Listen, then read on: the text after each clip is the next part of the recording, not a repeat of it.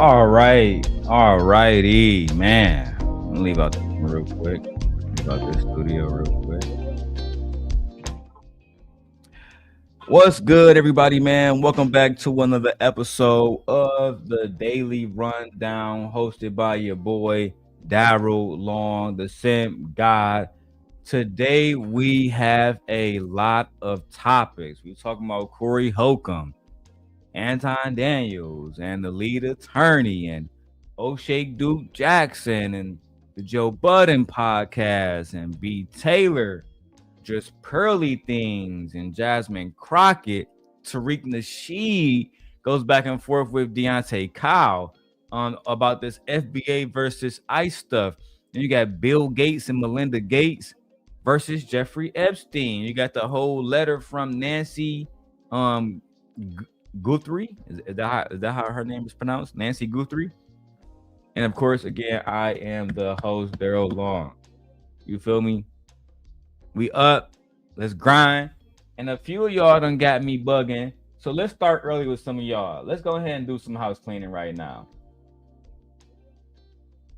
Let's go ahead and do some house cleaning. I'm talking about immediately. Because it needs to be done. And I gotta say it. Right? I gotta say it. So let me go ahead and just film this one. Because this is crazy. I have situations where sometimes you just got to tell the truth. Sometimes you just have to tell the truth and people hate it. Right? So I got into it with this girl on Facebook. And you know why I got into it? Because for years, she has traditionally talked about black men who date other races of women. Come to find out, she got a fucking white husband now. When I go at her, she get mad at her feelings, blah, blah, blah, easy work. But then one of my biracial cousins come out of nowhere. Oh, what's wrong with biracial people? Cousin, I never said anything was wrong with biracial people. What I said was there's something wrong with the ideology of a black woman that's mad at a black man for dating white women. When you come from a white woman, when you are a black woman, eating a fucking vanilla Snickers every night. We're clearly talking about ideologies, but because you got that slow ass degenerative genes inside your bloodlines, you can't comprehend. Yeah, we're gonna have to start off real strong today. Then she gonna message me back telling something. Did you give up after how embarrassing it was that everybody was supporting my biracial family? No, bitch. Do you want my attention? You want some black dick or something? What you send me messages for? I emailed her husband. Why your wife sending me messages, bro? It seemed like she wants some black pipe. Okay. Seem like your wife. Listen, man. Let me start this right. Shout out to everybody that joined yesterday. The show was sponsored by my brother Stoic. Appreciate you, my brother. I don't expect everybody to sponsor the shows every day, guys. I know y'all come in. I know y'all support. I don't expect y'all to sponsor the shows every day. All right. We do have memberships open. We do have super chats now. We do got super things. We got the hype button. Hype me up. Hit the like button. Do all of that. You feel me? Yesterday we did 7-8 hours. I'm gonna try to do the same thing today. God willing. You feel me? God willing. And yeah, bro, that's why I can't listen. And listen, ghetto stoic. It's not that I don't like listening to people in biracial relationships or interracial relationships, but what I don't like is when I see people shaming other individuals for what they like, but then you want some shit like that too. You know what I'm saying?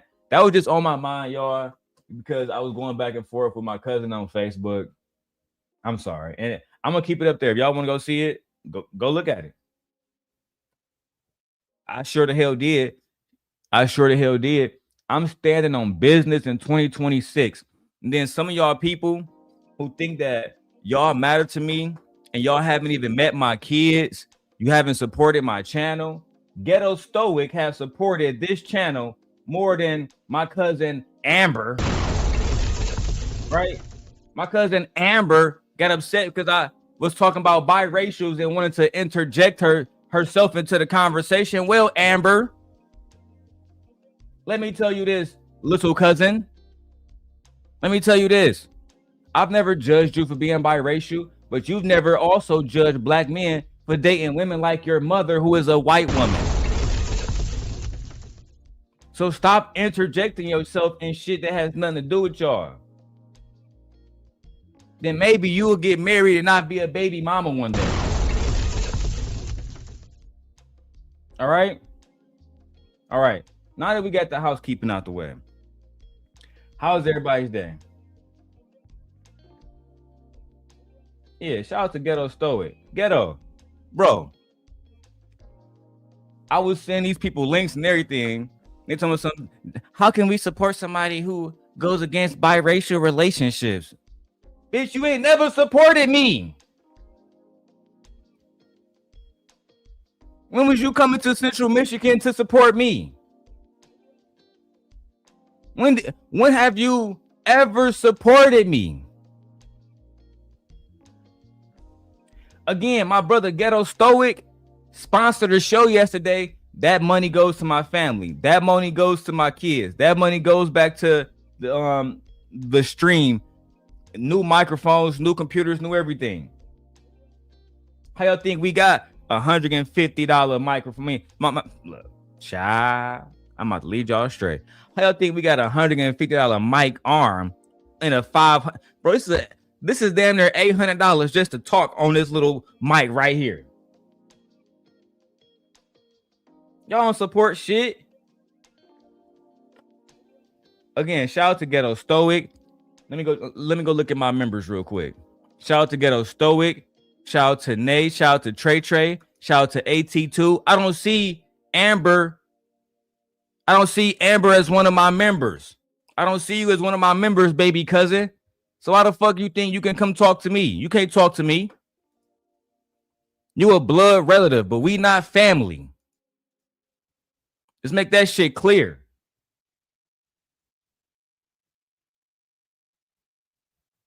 Who is this? I am supporting for you, bro.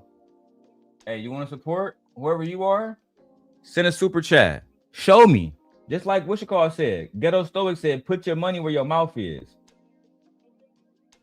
You feel me? And shout out to Ghetto Stoic. I'd rather be a part of something that is still in the building process. I feel better watching it grow. Appreciate you, bro. Appreciate you. Because you know me, I'm going to always come with the receipts. Look at it again. Shout out to my brother Ghetto Stoic with the $5 super chat. That nigga's a goddamn $5 boot right now. $5 boot. $5 boot. Sit your $5 ass down before I make change. Ooh, cash make the coochie go woo woo. Appreciate you, dog. Appreciate you, man. That's the first one in. Bro. Again, they made it seem like I was just disrespecting. No, you came over there being disrespectful under a conversation that had nothing to do with y'all, and then y'all want me to spare y'all. I'm not sparing shit.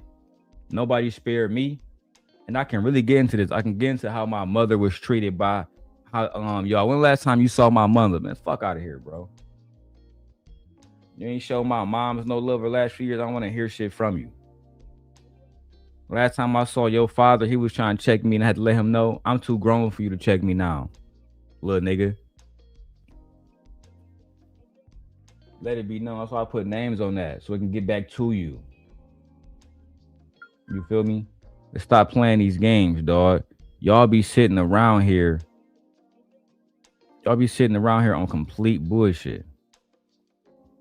Might want to hear that shit. Now let's get into the content, bro. Let's get into the content. First video, before I get into Corey Holcomb video, Anton Daniels has responded to Freezy. Anton Daniels, come on, bro. Don't come over here begging and shit in my chat. Fuck over here, bro. Fuck are you? Damn. Niggas always come here on that whole shit. Look, Anton Daniels responded to Freezy this morning on his morning wake-up show, and it's super lit. And guys, look, I got a new Wi-Fi router. It's giving me faster and faster and faster dedicated streams. So I'm about to start streaming in 4K. That's right. You about to start streaming in 4K soon. But everybody like how everything look now, but we about to start streaming in full on 4K. All right, that's a fact. Anyway, I'm done with this recording right here. I guess I said everything I had to say in that video. Let's go and see what Anton had to say in this video. Break it down and see what he had to say about Freezy. I'm gonna throw the fair use up because they be doing everything they can to take a brother down. So if you're watching on a small channel, you need to make your if you're watching on the vertical stream, make your way to the horizontal stream, and then come here and see it for yourself. All right. Let's go see what Anton Daniels had to say about Freezy right now. Make sure y'all hit a like for the algorithm, subscribe to the channel, and turn on your notifications. Axiom AI says, with no profile picture, he says, I wonder will Anton get exposed for trying to manipulate women by using his platform? Like, I'm trying to get some head right now. What you talking about? So somebody sent a super chat saying, Anton, I wonder when Anton will get exposed for trying to manipulate women by using his platform. And of course, Anton, being the man that he is, he's not going to answer on some Christian shit. He's not going to answer on some Christian shit. He's going to go to some pimp shit. He's going to go into, hey, have your chick, have your grandma, have your daughter. They all can come over here and play on Anton nuts right now. That's basically what Anton, and that's what I'm saying. This is why most people don't believe he's a Christian. That's why they don't believe that that bullshit grift that he be on, bro. And it's all starting to fall apart now. The one thing I can say about Freezy, even though he on some bullshit, he is, he making a dent in Anton armor. The fact that Anton even responding to somebody like Freezy tells me that Freezy is doing something right, bro. Hey, let's go. The channel and turn on your notifications. Axiom AI says, with no profile picture, he says, I wonder will Anton get exposed for trying to manipulate women by using his platform? Like, I'm trying to get some head right now. What you talking about?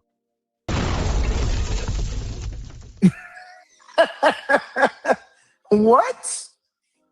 Nigga, what? What are you talking about?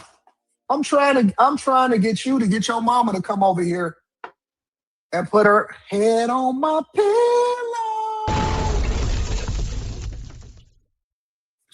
Man, nigga, Anton demon. So because bro went into this, they gonna go into how women and kids supposed to be off limits and all that shit, right? They gonna go into how women and kids supposed to be off limits at all times. But Anton's gonna address that. He gonna address how he never said that women and kids were off limits. That's not what Anton said he was doing. He not for that. Fair use. Let's keep going. Shout out to my brother Ghetto. He said the stream looking crispy. He said everything looking good on our end. Let's go back to Anton video and see what happened, dog. Shit crazy, B. What you talking about, boy? I'm trying to get your grandma with Billy Gumdrop, trying to get your grandma to take her dentures out right now. All gum job. Gummy bear. Trying to get your grandmother to give me the gum drop. Axiom AI. Check it out, bro. Tell Gam I said I like her. And I like what she got going on over there. I know she used to be a spry young thing. You know the funny thing about this clip when I was watching it back, Anton, is I just couldn't help but think about how you, as your wife, the very first time that you met her, do she give head? So I think it's funny. I gotta get my watch. I feel naked. I think it's funny that you walking around trying to give insults about how somebody else grandma might be giving you fellatio, when in real life it was actually the love of your life that was probably giving other men fellatio. I'm just saying. Now I'm gonna go ahead and get to that Hebrew Israelite shit, because I just don't. I mean, bro, you might as well just say that nigga name. You literally describe Freezy, then you describe what Freezy's story is, then you describe Freezy video to a T.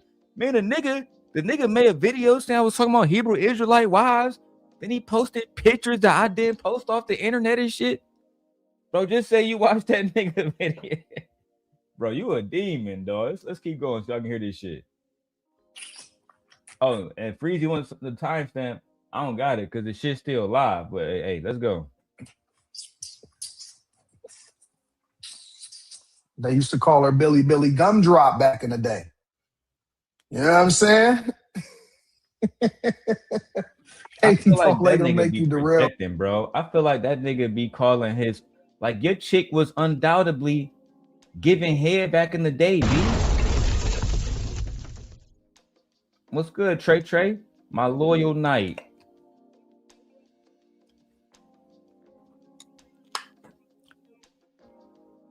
Oh, Trey on mute still. I let him up.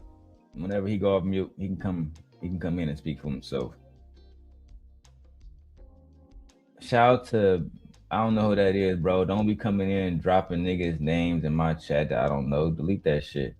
What is you doing, blood? I don't know you. What's up, Trey? Yo. Man, another day, another dollar, B. Yes, sir. How was everything on your end? Man, same shit. Another day, another dollar. You know what I mean? It was early day for me. Take them when I get them. You feel me? Take them when I get them. They don't come every day. You know what I mean? So I enjoy it when they do. Hey, let's keep cooking. Anton talking about Hebrew Israelites. Let's get straight to it. Oh, snap. Oh, hold on, wait. Before you get into that, did you catch a whiff for the fanny jump? Did I do what? Did you catch a whiff for the fanny jump on Freezy channel? Nah, I didn't catch that. Yeah, you gotta look at the fanny jump whenever you can. All right, your mic kind of low too. You said that I catch Freezy on Team Fatty channel? No, Fanny. Like Fanny was on Fanny Damn, P. bro, hold on, I gotta grab my headphones just to hear you. What you say? I said Fanny P. Can you hear me? Yeah. Yeah, I said Fanny P. She was on Freezy channel. He had interviewed her last night. Yeah, I don't really know Shorty like that. Who is she? She was like, all right. So don't you know how when I first had hopped in and all that, she was already here before that. But then me and Drip came around the same time. You feel what I'm saying? It was always me, her, Next Level, Slimmy, on the Drip show. You feel what I'm saying? Like you know how the Drip show was. You know what I mean? Yeah. Like when the Drip show first came out, like it was always like the same core people. Then you feel what I'm saying? You know, gradually people stopped. You know what I mean? But yeah, Fanny was, you feel what I'm saying, one of the original ones, because you know when Drip first started his channel, he had Glow as his co-host. Mm-hmm. Yeah, man. Yeah, I was about to say. So you gotta go look at that little interview. But yeah, but who is the Fanny P girl to Anton? That's what I don't understand. Oh, she was a bag chaser. Yeah, but like I can go sign up right now for $15 and start calling myself a bag chaser too. So who is she to Anton though? She was on the panels and all that. I mean, she got some. Nah, I don't think so. Was there anything behind the scenes that was proven, not just spoken about, proven? I mean, shit, as far as I know, I don't, you feel what I'm saying? Listen, I can't confirm. You see what I'm saying? Because, like, I don't want to listen to, like, that's why I didn't listen to the whole Tawana stream, because we already know Anton's an asshole. We already know Anton's talking about wives and kids. Like, tell me something I don't know. And Yeah. Even though I think that audience just having fun watching Freezy act like a bitch and cry about Anton, but in actuality, they're not talking about anything that nobody hasn't already talked about. The Six to Goddess shit. We been did that. The Tawana shit. We been did that. Like, so for him to pull out a bag chaser who is not directly, I'm talking about directly connected to this nigga, that got text messages that you can show us of him talking about people, wives, and kids. Something new. Shit like that. I heard it saying, "Oh yeah, I was on the panel and Anton might have disrespected me, and then he might disrespect black women." Bitch, he was doing that when you became a bag chaser. You know what I'm saying? Hell yeah. So I don't know, bro. Like, if you really want to, I'll go over it, like a little bit of it, but I promise you, that's what I'm gonna hear. Anton was a hoe ass nigga, but he was all of that when you became a bag chaser. No, but and then I was about to say, but the whole man, you gotta redo it on your own time to see what they were talking about. Cause it's some shit in there where you gonna be like, damn, like what the fuck, like, you know what I mean? But I mean, it probably don't interest you. You've been in this space a little bit longer than me. But Yeah, I've known this individual for so long, bro, that it'd take something very, like, if somebody had evidence that he was cheating on his wife, that'd be something that'd spark my interest. Oh no, like, they was coming at everybody last night. Yeah, they was going at Slimmy and everybody. I don't give a fuck about Anton little side soldiers like Slimmy, because guess what? Freezy used to be Slimmy. That's like a fact, bro. Shit like that. Like, Freezy just 9 months ago, it wasn't like it was 3 or 4 years ago. Just 9 months ago, this nigga was Slimmy. Fanny P. Why did it take for Freezy to come out against Anton for you to now notice he a hoe ass nigga?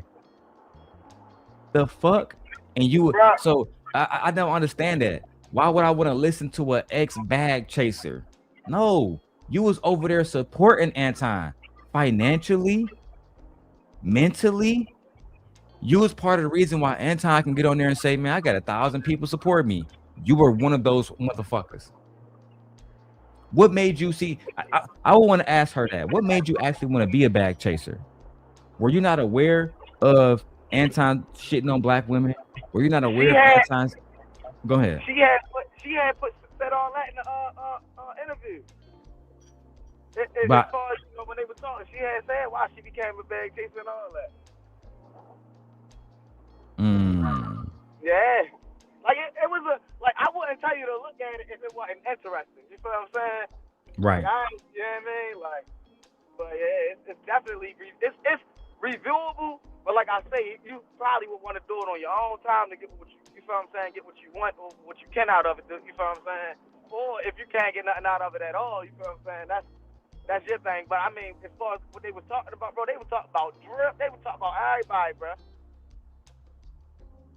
Like, yeah, they were talking about some Drip started calling the bag chasers whack chasers, and then tried to say that he ain't had no bro, I can't even, and I love my nigga Drip to death, but unless the full video get posted, I don't even want to talk about Drip, because you know what I'm saying, in my humble opinion, man, and you know, we all got our different opinions. He don't like certain shit I do, whatever, bro. But at the end of the day, he protecting niggas, because the video is gonna go against everything Freezy say. He don't talk about wives, kids, blah blah blah blah blah blah blah blah blah blah blah.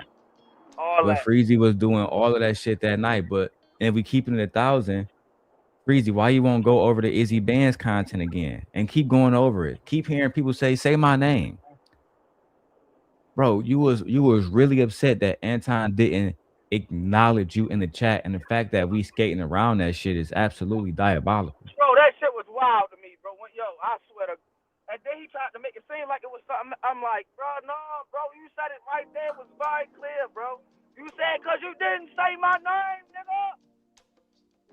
The shit demon time, bro.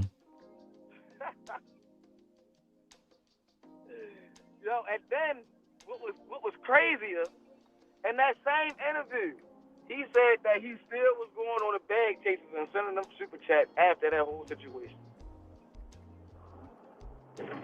That nigga Freezy, until Anton really started going at him, he wasn't even dissing Anton. He was like, hey man, I just left over there, man, because I don't know why, man. Anton just haven't been pulling me up, man. I just don't know why, man.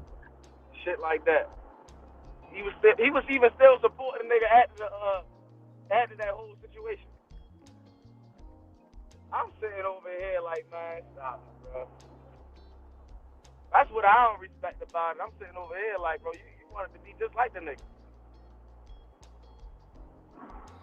Nah, I you talking about that nigga Freezy like you wasn't doing the same exact things. That's all I'm just on. And that's why Freezy would never in a million years come here and have a conversation with me. Because the first thing I'm gonna do is go and I'm gonna tell Freezy before you try to pull this stunt, well, let me go prove Darrel wrong. I'm gonna pull up and no. Because the first thing I'm gonna do, Freezy, is pull up a video where Anton talking about Hebrew Israelite wives. Because you a pussy ass nigga, you're gonna say, I never seen that clip before. I never knew nothing about Anton talking about this with people wives. And then I'm gonna have to go to me and your text messages, right? The text messages that I conveniently kept all these years later. Yeah, I don't want to do that. Yeah, you don't want to do that. Then you want to tell the people, why was you dissing Anton with Darrel Long, the nigga that was talking about Anton's wife and children, only for you to end up working with Anton Daniels? I mean, how the fuck did that happen? You don't want to do that. Just like Anton did then, you want to keep me silent. You want to suppress me just like the rest of the niggas. And it's only because you don't want the truth out. And that is because you're clout chasing right now. You've been a nobody for the last 20 fucking years. You're finally getting some attention. You're finally getting some recognition, right? Niggas patting you on the wrist saying, oh my God, I'm so sorry for how Anton treated you. Are you okay, Freezy?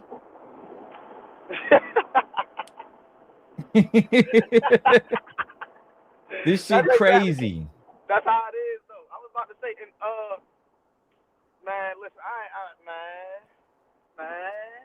Niggas went into the fucking box with the lions and wood, cause that's what Anton them niggas is over there, lions and woods, nigga. You went over there with them niggas, and then your bitch ass got bit, and then you talking about some other. Anton bit me, and when I was sick, I had pneumonia, and he didn't call me back.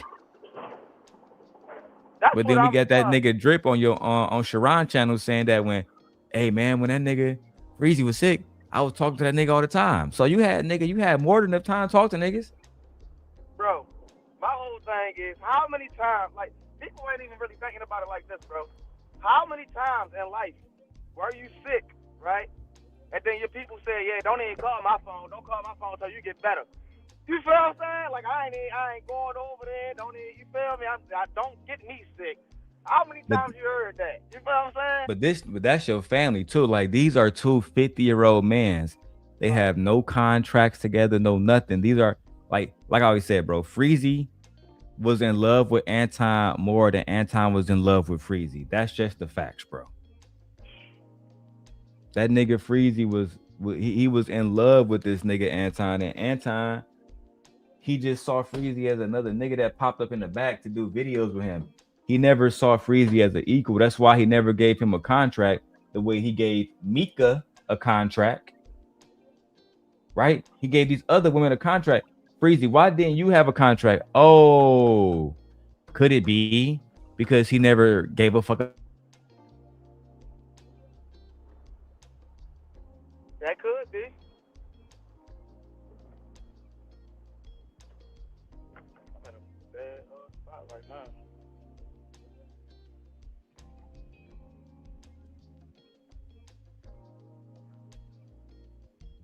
All right, am I back? Yeah, you back. I didn't even know the Wi-Fi switched, bro. I gotta fix this shit.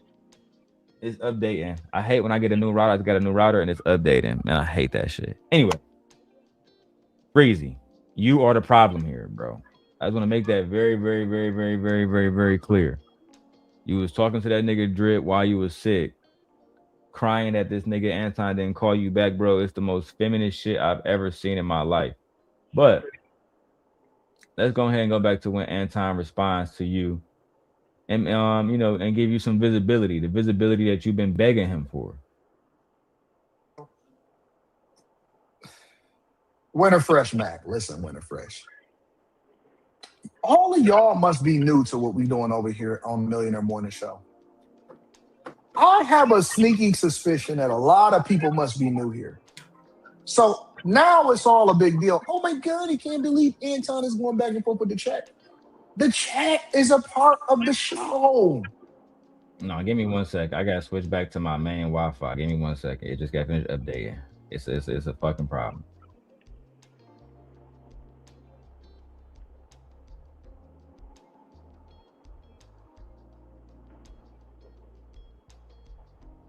Out of that whole thing, no, I ain't gonna lie, bro. I mess with Sandy P, man. I think that she was All right, are we good now?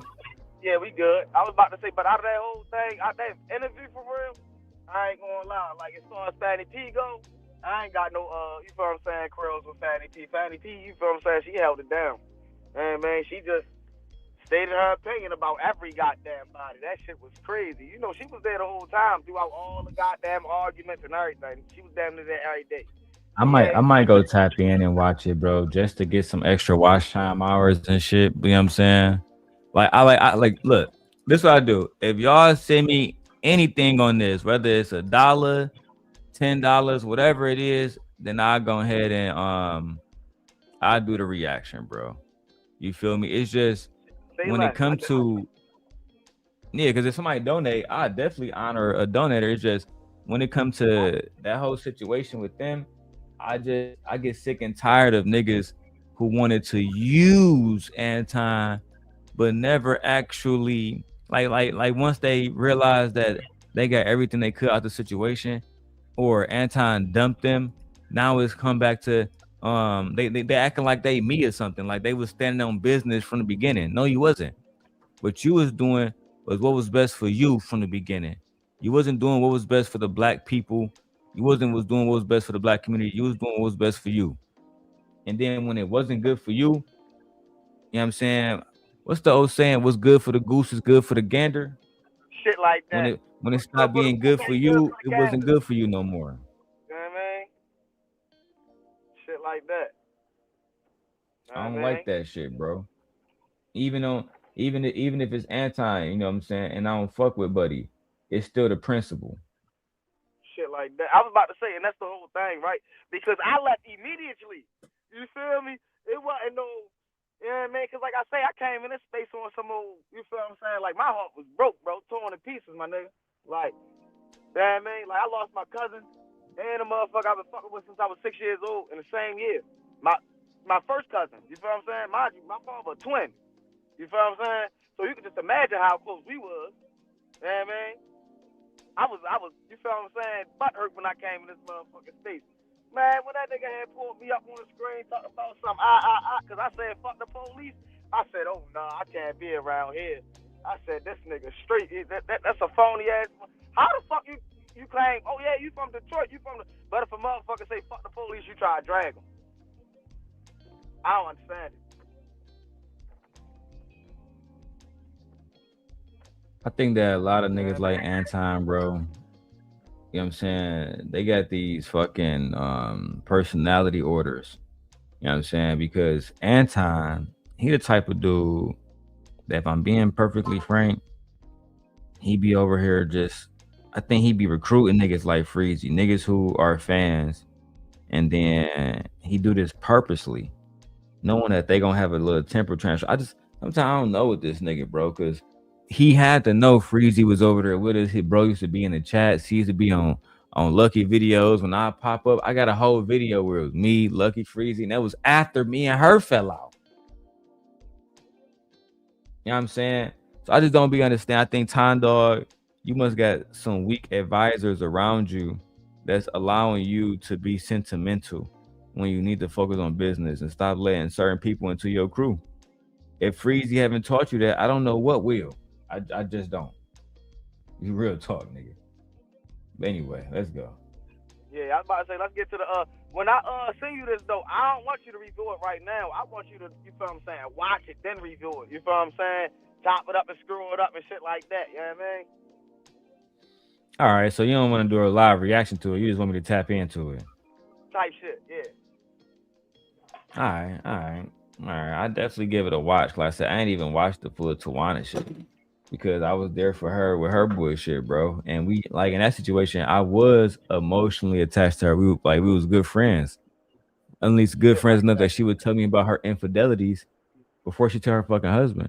You know what I'm saying? So in ways, I remember somebody told me, he said, Darrel, one of your biggest problems is you don't get in somebody else's marriage. And that shit always stuck with me. Like, yeah, even though I was trying to protect her, I was still caught up in between her and her spouse. Well, I probably should have just, hey, bro, your wife cheating on you. Y'all need to go to counseling or something. But you don't do that shit. You don't do that shit. And it's just so hard for people on this app to be honest. I was about to say the whole thing is motherfuckers can't be mad when a motherfucker keep their mouth shut. If it's not my business to tell, it ain't mine to tell you. It wasn't my business to even know. I didn't ask for this information. This information was told to me in confidence. So that's exactly how you gotta keep it. People don't be understanding that. You feel what I'm saying? I understand what you talk about as far as the marriage and all that, but that ain't got nothing to do with me. She just running her mouth. No bullshit. All right, Freezy. Let's get back to this clip where Anton dissed you. Fair use. We're not going to continue to try to place anybody above entertainment. And so if people see, he's not even offended. He's not even offended. So listen, this is what we do. The chat is my co-host for the show. We joke back and forth for all of the easily offended people. We joke back and forth. We go back and forth with each other. And as long as people don't get crazy and say something about somebody's kids or something like that, then we joke. Y'all gotta loosen up, bro. When did we get so easily offended? Come on, man. Y'all gotta loosen up, bro. I think Anton's gonna lay the foundation for everything that he's ever said bad about somebody's wife or kids is a joke. The same thing that Team Portugal did when it came to his situation with the young minors.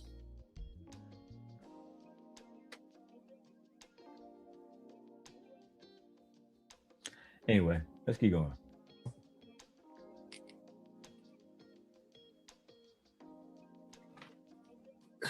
No, all y'all want me to do, y'all want me to be easily.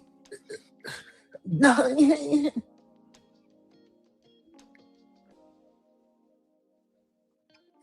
Look, as usual, it's always another nigga that don't know any better. Okay, so, hey, y'all, let's break it down from a C student. We got to go back to elementary school. So the dude said this on the screen because I got it down at the bottom. Bro said, but you said to leave family out of it. Now, Freezy, this is the part where he specifically addressed your bitch ass. And you can thank me later. You can go on Lounge Sharon channel and say, Kwame Brown reacted to my video, dog. You can go on. Listen, bro, I don't even got the energy to respond to all y'all lying ass motherfuckers, bro. I just don't. And maybe I need to watch my language since we are monetized now. I want to keep this up. But, man, oh my God. It's like the amount of disingenuousness that I see in these spaces. People who I genuinely try to, like, even the other day, I told Simp Nation about it. You know what I'm saying? When Drip texted me back the other day, was like, man, Darrel, you asked me up. They weren't even talking shit about me on that panel. I went up there for no reason. That nigga Slimmy directly said Drip was saying a whole bunch of weird shit. It's like I tried to tell you in a text message, bro. Unless you was saying a whole bunch of weird shit, then the nigga was talking shit about you. But next time, I won't call y'all niggas and tell niggas that niggas up there dragging your name through the fucking mud, lying on you, got you taking the video down because, hey, Trey, he told Drip, take the video down so the bag chasers don't come and flag your channel, dog. But at the same time, this nigga talking about Anton on a 24-hour basis. Not worried about no bag chasers flagging the nigga, getting all the money and views and subscriptions and memberships that he can get. But you think that I'm playing you, dumb nigga? You got the. I'm tired of letting my so-called friends get away with that. You think I'm playing you, dumb nigga? That nigga got you taking a video down that could vindicate one of the biggest names in the space. Who already told you, I promise you, Anton will pay you for the video. But you want to respect lower ADS.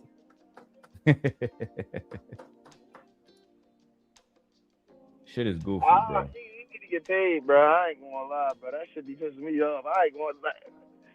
The protecting of the people is wild work because a grown man shouldn't need protection.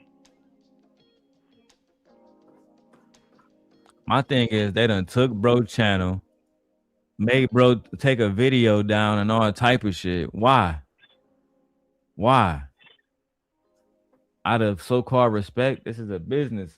Oh man, I'm different from y'all. I'm different. Cool. I know niggas can talk all day.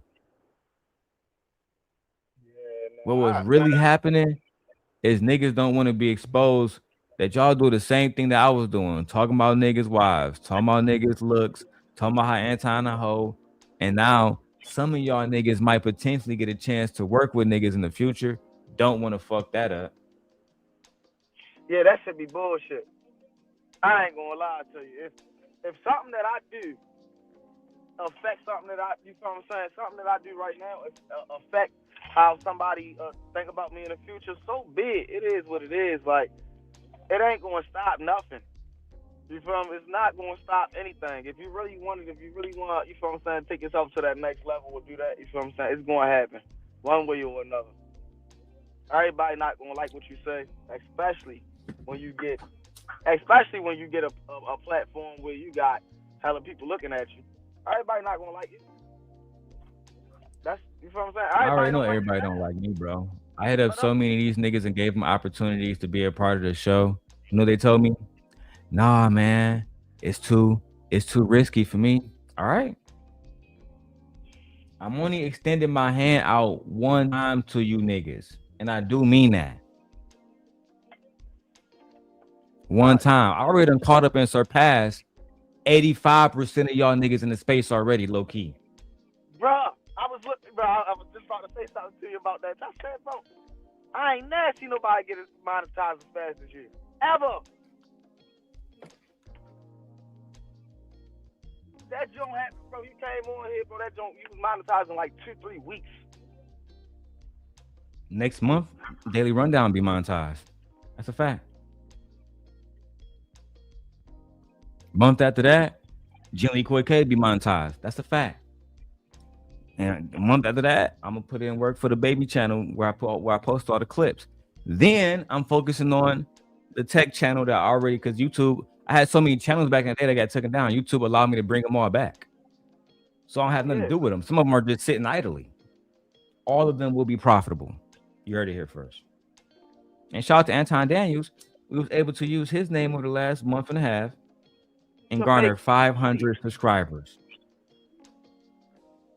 That man made, I'm about to say, I ain't even going to lie. Just people talking about his name, bringing up the videos and all that.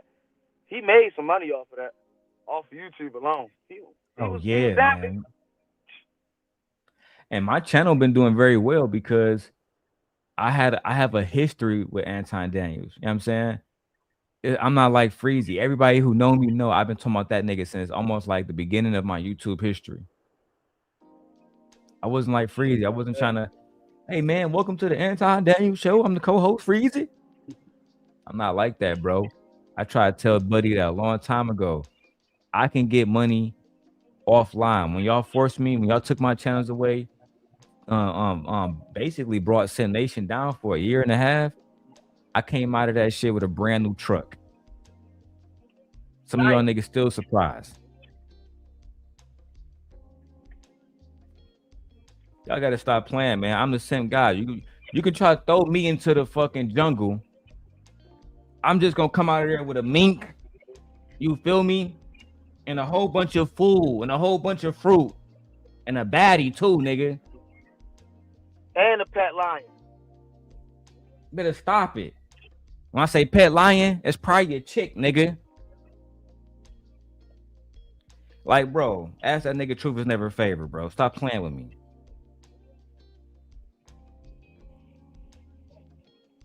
You feel me? I've been sparing Anton, and because Anton, I saw that shit you say about I didn't keep my pack to you. You nigga, you good, right? You able to speak on the microphone, right? So I did keep my pack to you. Don't be saying shit like that, bro. Man, listen. He know what's good, man. He know what's good. That's why he came. That's why when he would talk about that video, that's why he was so respectful when he was saying it. I like Anton. Like I told him, I think there's a place for him in the community where he can teach young black boys about nothing else except how to grow on YouTube. Because initially I thought he was a financial guru. He even had me fooled then. But as I began to do my investigative skills, I figured out he was nothing more but a fucking liar. And then that's when I recruited his apprentice, and I got her to betray him twice. Oh, I can't wait. Trey, I swear to God, dog. If we don't do at least 500 on those streams, I'm gonna be disappointed in the fucking space. Because if y'all want to see the truth about Anton Daniels, look no further than the videos Lucky Marie did to defend Darrel Long. Think about that. The motherfucker that say she hate me the most, the motherfucker that walk around telling everybody Darrel Long is a stalker, right? I got videos of her defending me against her YouTube daddy.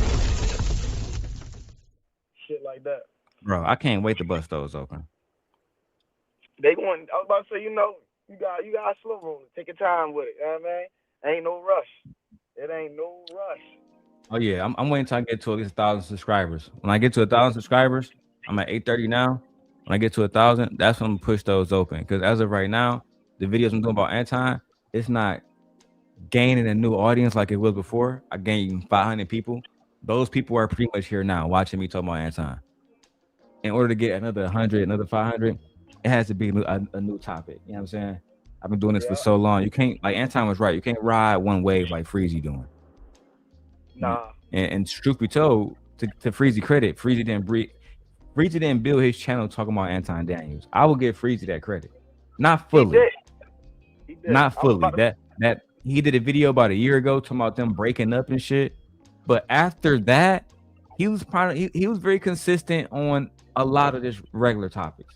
You know what I'm saying? Shit like that. Yeah, I was about to say, because I ain't gonna lie, like, and that's what I'm saying. Before this whole Anton situation resurfaced for real, I was rocking with Freezy on the heavy tip, but then after this whole Anton situation resurfaced, it was just like, bro, I still don't got no problem with Freezy. On some real shit, Trey. I just want him to say the words, "I was hurt." Right? No. The same way that when that shit happened between me and Shorty in Vegas, they made me basically say, "Yeah, nigga, you was hurt about that shit." But I didn't have to say.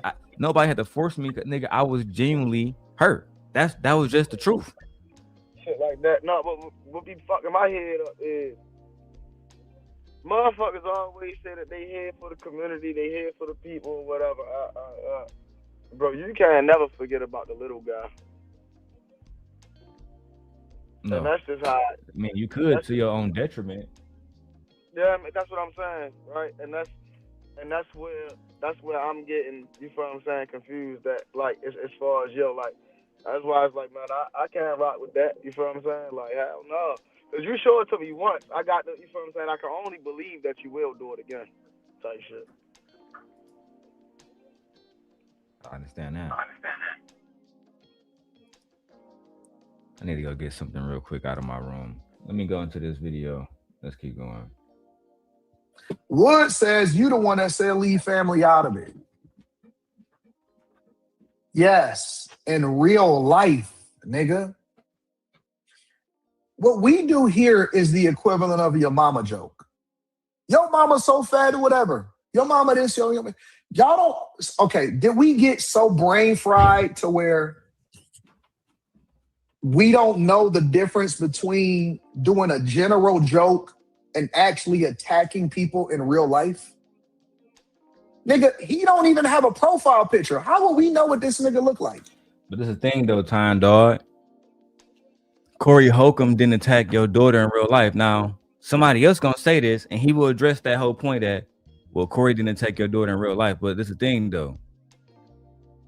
It's like, bro, you can't be upset that somebody feel disrespect. You can't tell people how to be like how to feel when they feel disrespected.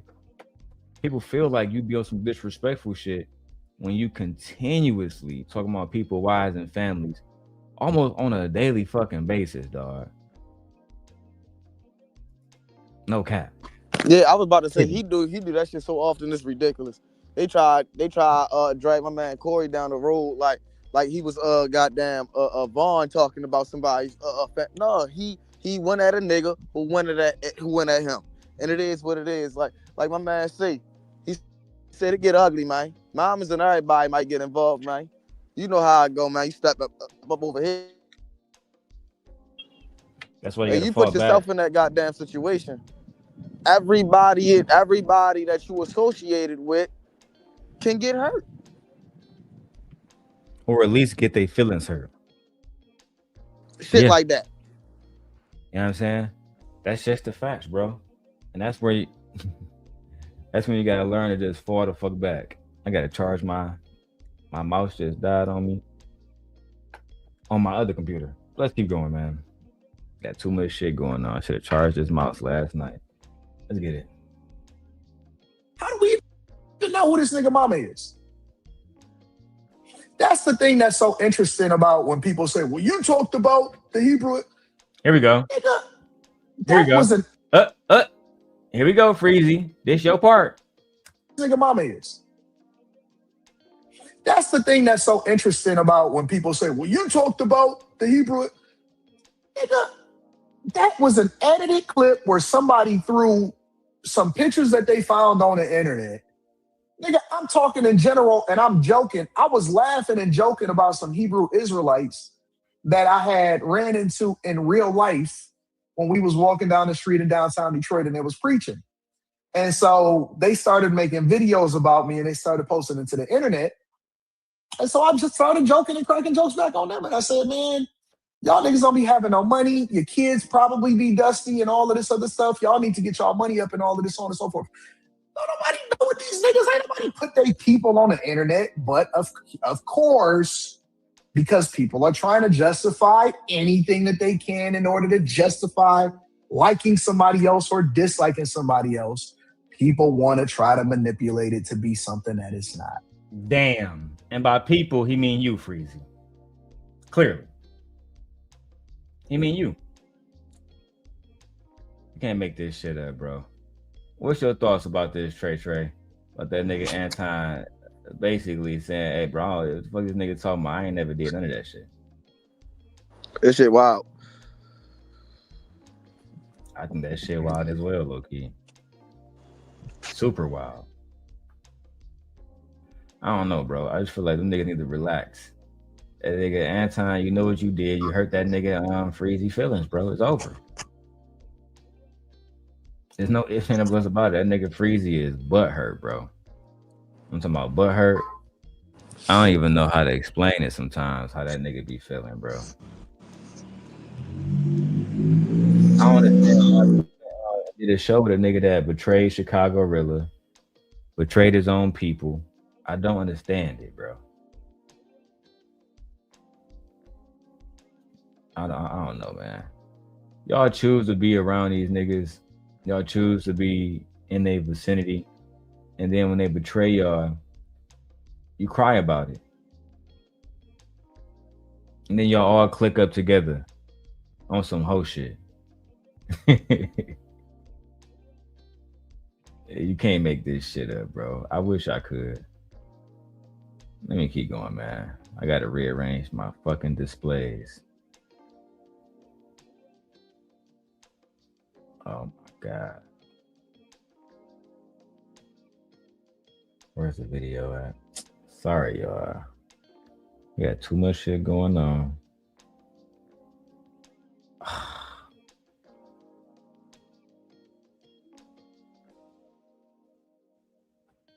It's over here. No, it's over here.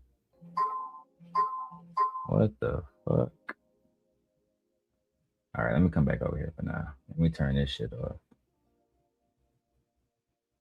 My bad. I was fucking experimenting with some shit, bro. This shit wicked.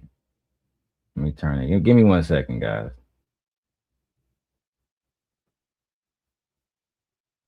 Lord have mercy. Let me rearrange that and put that right like this. Oh, no. There we go. Yes, sir. Ciao. All right, let's go.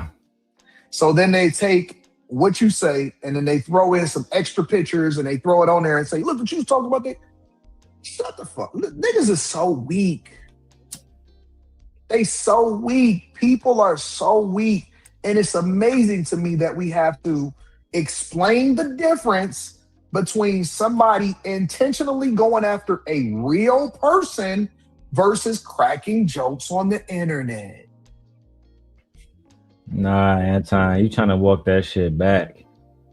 But at the end of the day, when you talk about somebody, you usually talk about they like real family. Like you talk about Tyranny kids, you talk about my kids, my nigga. That's just what you do. Like, you know what I'm saying? And then you get online and cry like a hoe. I don't respect that shit, bro. But that's cry like a hoe. Man, come on, man. You gonna tell that girl that her kids was going to jail and you mad because somebody called your daughter a bitch?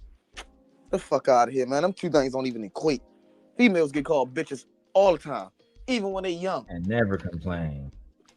You know, even when you think about it, even in school, man, fuck you, bitch. You feel me? Like that. Like your daughter been called a bitch by one of them little boys in school. You feel me? Like that's a fact. It happens.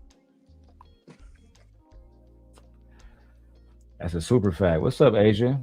What's up, Asia? I see you over here chilling, rocking out with us.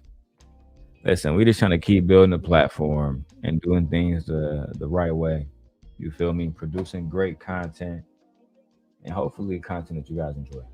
Now, Corey Holcomb was on his show, and Corey Holcomb had a lot to say about the situation recently that happened with the lead attorney speaking about him, Joe Budden speaking about him, Anton Daniels, that's what he's calling him, Tampon. It's a lot, bro. It's a lot. So I actually didn't watch all of the lead attorney videos. I didn't see them all, so I need to see exactly why Corey was so upset. From what I did watch, it almost made it seem like Corey had a chance to win, but Corey was offended, and shit went left. Man, Corey, I ain't gonna lie. Corey had him in a motherfucking box before Anton finished him. He had him in a box. You know what I mean? Like, in the early, like, if you really watch it, like, in the early parts of that conversation, Anton was holding his own. He was, you feel what I'm saying? He had got the ups, and then when Corey got in the nitty gritty, like, man, fuck all that. We ain't about to start doing, fuck the word salad. I ain't about to keep letting you talk. I'm gonna ask you straight up questions. Because we need straight up answers, and he was not trying to answer no straight up questions. That shit was crazy. But look though, I'm gonna drop down for a little minute. I'm about to go ahead and do what I gotta do up in here, and then I'm gonna just be watching the background. All right, say less. All right, my brother. Tampon Daniels. Let's get back to it. Harvey Levin's prosecuted, get out of jail?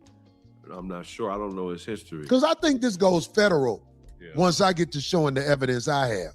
I think it goes federal. I don't know, but I have evidence that's going to prove how these people, we ain't worried about the dodo bird. The dodo bird, look, you saw the... So that's the Christine Petty girl? Is that her name? I feel so useless without my other mouse just sitting here charging. I can't even use my phone. Is that the Christine Petty girl? I don't know. Is that her name?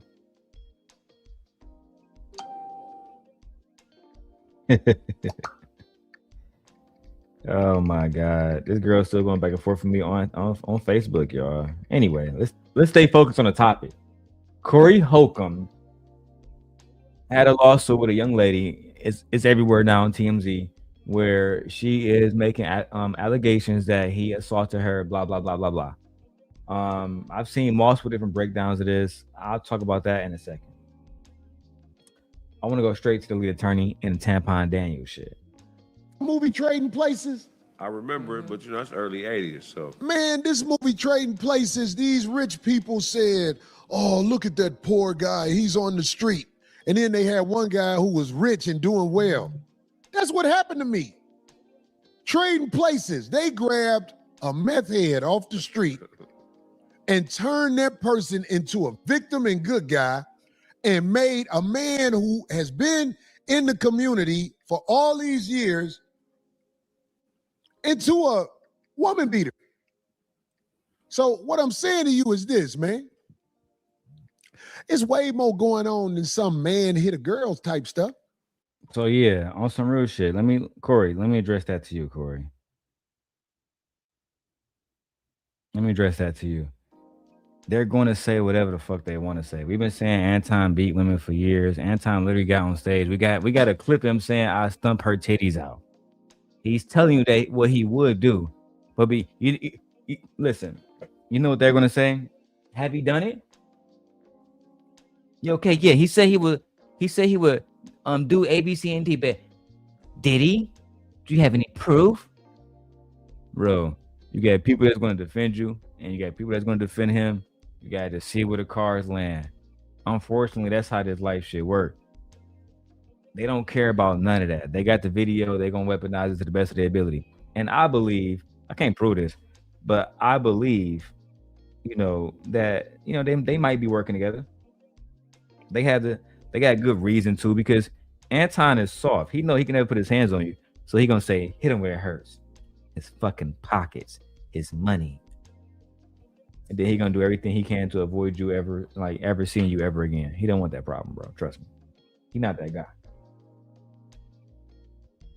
Let's keep going. Hey, we need super chats and we need cash apps. You feel me? And we need memberships. We got goals. I got to go in there and set some new goals in the chat. We need at least 10 super chats. We got 1 super chat down. We need 9 more super chats. We're gonna look out for the simp guy. All right, let's go.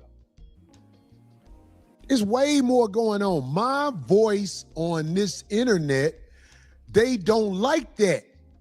The Backdoria men, and this is all led by a black woman, Sean Holly. This is all being orchestrated by a black woman. I can prove it. Sean Holly. She's gonna come out. She's being quiet as she can because she really don't want to be part of this like this. She want to be in the background pulling the strings. But stay tuned because it's coming. And on top of that, like on the meth head side of the game, who that person is coming out anyway. All of the evidence against that. Damn, he talking about Shorty. I don't want to say her name and associate Shorty with the drug claim. But he talking about Shorty. He said, hey, Shorty is a meth child. Shout out to Trey with the $20 super chat. You know what this is for. On time, bro. If it's worth it. Yeah, all right. I'm going to watch it tonight. If you said watch it, Trey, $20, you got it. We're $25 in, $75 away from the stream go. I appreciate everybody. Even if we don't hit the stream go, we still just provide the service. You feel me? It's like Google. It's free, even if you don't watch the ads. You feel me? And I appreciate Trey for the cash app, though. Ooh, cash make the coochie go woo woo. But Corey Holcomb, bro, they about to be up against you for a while. This will pass, right? The Christians say this too shall pass. And in due time, this will pass. Like all things. But never. I'm sorry, y'all. I'm petty. Right now, you gotta just gotta just deal with it and eat everything that come with it. As all men have to do. As all men have to do. Anyway, man, I'm done being petty for the day. Let me go back to the video. Shout out to Trey, the show sponsor. If you want to become the show sponsor, spend more than Trey. Let's go. And make sure y'all hype me up in the comments. All right, let's go, man. Let's go. That person is about to start piling up because that person is, like I said, somebody who is a heavy drug user who used to sell nugs in front of the Indian crowd. You didn't need. All that's finna come out. That's nothing. That person probably finna get arrested. But I'm just saying. Yeah, I don't understand. This Corey Holcomb 5150 is bigger than anybody wants to give it credit for. And they want to shut it down. I thank the 5150 Army for standing on all these lames' heads. Hey, Corey, you're welcome, sir. You're welcome. Listen, I'm not freezy. I'm not going to beg for opportunity to come to the show, but I will say this. If you really want to know who Anton Daniels is, you need to come talk to me. Let me tag you, Corey, so your people can see this. If you really want to know who Anton Daniels is, you need to come talk to me. His defeat came at my feet.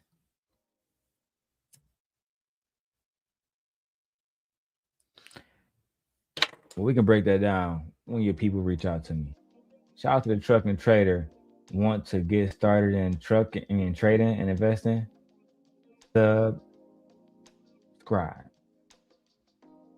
Not marketing your own channel. Lord have mercy. That nigga's a goddamn $5 boot right now. $5 boot. $5 boot. Sit your $5 ass down before I make change. God damn it! You can't make this shit up. Let's keep going, B. The 5150 Army is the reason I ain't got to do all the work by myself. We can't compete with TMZ when it comes to mass media. They got so desperate to get rid of us, they grabbed the big machine to throw dirt at me. But that'll all get cleared up too. Because I don't know why I got to them like this, but it shows the power I have. I'm just running my mouth on YouTube. I don't run my mouth all the time. I don't stack videos and try to get you to keep clickbaiting videos because this helps me get some money. And I'm not knocking nobody who do that to get money. Oshay Duke Jackson, your turn. Oshay Duke Jackson, your turn. Listen, that boy be spamming videos, bro. Genuinely spamming videos. And I like Oshay Duke Jackson. I have no beef with Oshay Duke Jackson. I hope that he's doing well. I hope that he's blessed. I hope that he's prosperous. Hope that his family is doing well. But at the end of the day, people been saying that everybody's clout chasing Anton. No, y'all clout chasing Corey. The situation happened on Corey channel. Corey.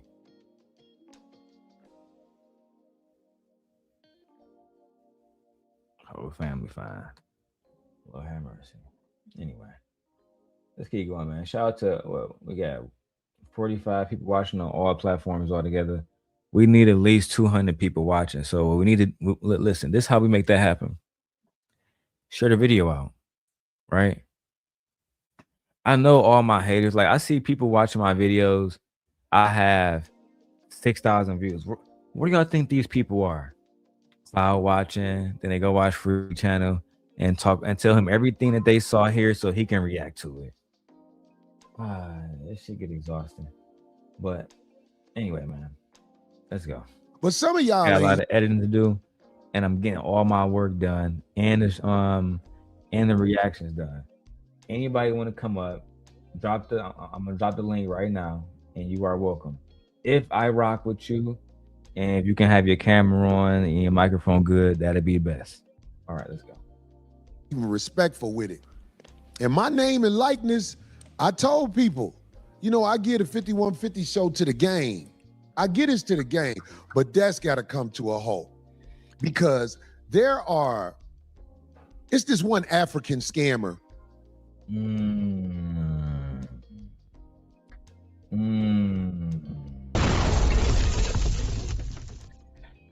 Not African scammer. Not an African scammer. What about him? Okie dokie. That's what we'll call him. Okie dokie Jackson. What's up, everybody? Welcome back to another episode of the Okie dokie Junk, hosted by Okie dokie Jackson. And I guess he was probably on Freezy channel talking shit too. Corey probably got wind of that shit. Corey, if you're watching this, let me tell you right now, my face on it. Freezy is a mark. Freezy used to be on Anton. Look, I don't want to use that word because you don't like no backdooria, but Freezy used to be on Anton. You feel me? But hey, trust who y'all want to trust in this game, B. You're gonna end up just like him. Why you ain't say my name, Anton? Shout out to Izzy Bands for not putting the video down, unlike Drip. And Drip, my mans, just very disappointed at the video not going back up, considering how much, my brother stand on truth and facts and, like context and shit. I don't know, bro. Let's go. Play 2K2. This man has made so many videos with my name and likeness on it and got the nerve to talk crazy about me. This man said, I need to tell my lawyer what. I was like, he telling law now? This is a motherfucker who couldn't hang with the streets out here in motherfucking California, so he moved back to a place where you only need 2 haircuts a year. This motherfucker wear my gear for street cred, but act like he doing me a favor.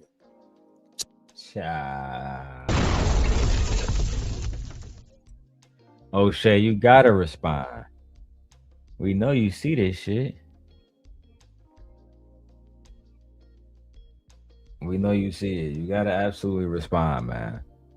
I would actually love to hear a response from Oshay Duke Jackson by the end of the day. That way I can actually begin getting my reaction done today. That'll make me very happy. You feel me? Anyway, let me go back to the video. All right. Talking super crazy like he is a lawyer. You all gonna see. You all gonna see. Lead in a nigga ass law. We had him up here and we all went to get something. Lee who? You all gonna see. You all gonna see. Lead in a nigga ass law. We had him up here and we all went to.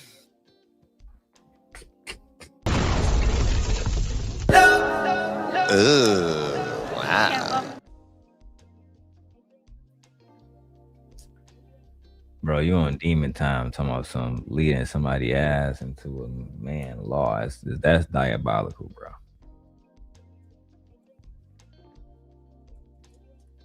I hope that I don't even get flagged for that. I don't think you can even say stuff like that, Corey.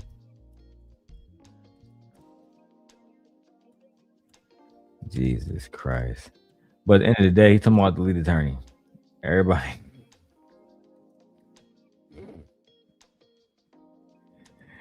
The king got the video posted still. The video that we used to play whenever lead attorney name was mentioned. It was a video of some young flamboyant men voguing, dancing, having a good time. Oh shit, bro. Anyway, let's keep going. Get something to eat. Lead in a nigga ass law be talking mad shit and lying. Cause I don't normally watch, but I keep seeing stuff. So I'm like, let me see what this is. And when I saw it today, he didn't do it on his YouTube. This is bait. They think I'm smart enough to say their name. I mean, they think I'm dumb enough to say their name. Everybody know who we talking about.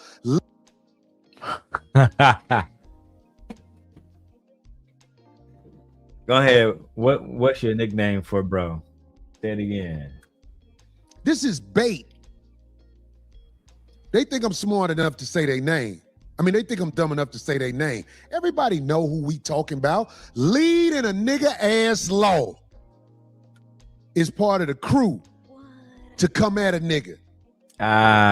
Hold on, Corey. Do you really believe that the lead attorney is gonna waste his time outside of just making a few dollars on YouTube to come after you on some personal shit? Like, cause Corey, I watched the video a little bit further.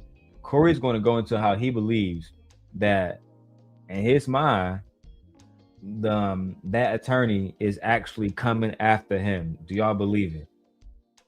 To get a bag, to get money, to get clout, and that's why he's doing it. What do y'all think? Hey, OG Patrice. I am tired. All right. Shout out to my brother Trey with the $20 coming through. He already addressed Freezy. I mean, oh, who was that? No, I'm so hot. Anton addressed Freezy earlier. I don't know if you was here for that, OG.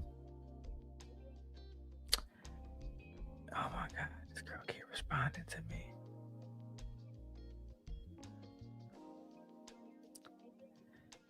Okay, let me keep going, bro. It's crazy.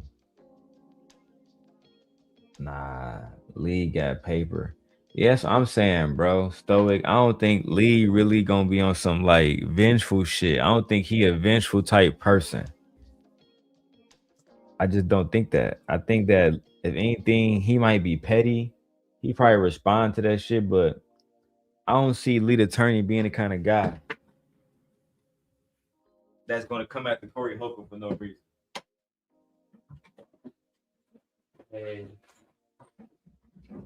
Now, have he chopped the video into 1 million videos? He did a 3-hour live stream on his side channel.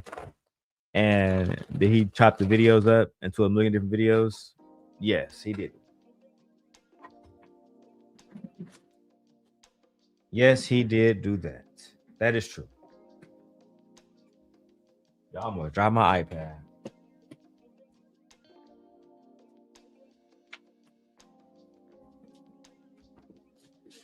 But this is the reason why, though. I don't think it was personal. Corey, you shouldn't take it personal. I think that it was all business because your name is popping right now in the algorithm and everybody want to make money, as much money as we possibly can in these spaces. So some people are just going to take advantage of it. Whereas I just have my own personal agenda. And I don't like when black men speak bad against other black people or black cultures. So that's why I come at the Anton, but I have no reason to speak ill of your situation. That's why I haven't done a video about the whole situation with the young lady, because it's apparent to me that there's a lot of information that's not being brought forward to people like myself, which is just the public. And until I have all facts, I'm not about to judge somebody off something. I've been judged before, but before everyone had all facts, and I hate that shit. No, I'm not doing that shit. Go back to the video, man. I don't think he after you though, bro. I don't know. That's kind of like an accusation, or whatever. Yeah. Y'all was with me the whole time we saw him. Did we do anything to that man? No. I thought we showed him love. Right. Yeah. Man, this motherfucker lying like a motherfucker on the internet. This motherfucker telling people, so I called Corey's lawyer and I told Corey's lawyer that Corey said I could talk to you. I'm like, man, what is wrong with this man? Why is this man lying? I tell you what, though. Listen to his voice, though. That shit's funny as hell. This nigga funny as hell. Corey, you a demon, bro. I thought we showed him love. Right. Yeah. Man, this motherfucker lying like a motherfucker on the internet. This motherfucker telling people, so I called Corey's lawyer and I told Corey's lawyer that Corey said I could talk to you. I'm like, man, what is wrong with this man? Why is this man lying? I tell you what, though. Leading a nigga ass law and what's the tampon Both of them told me they were very tight with Kevin Samuels. God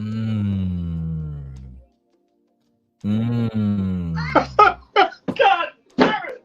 You can't make this shit up.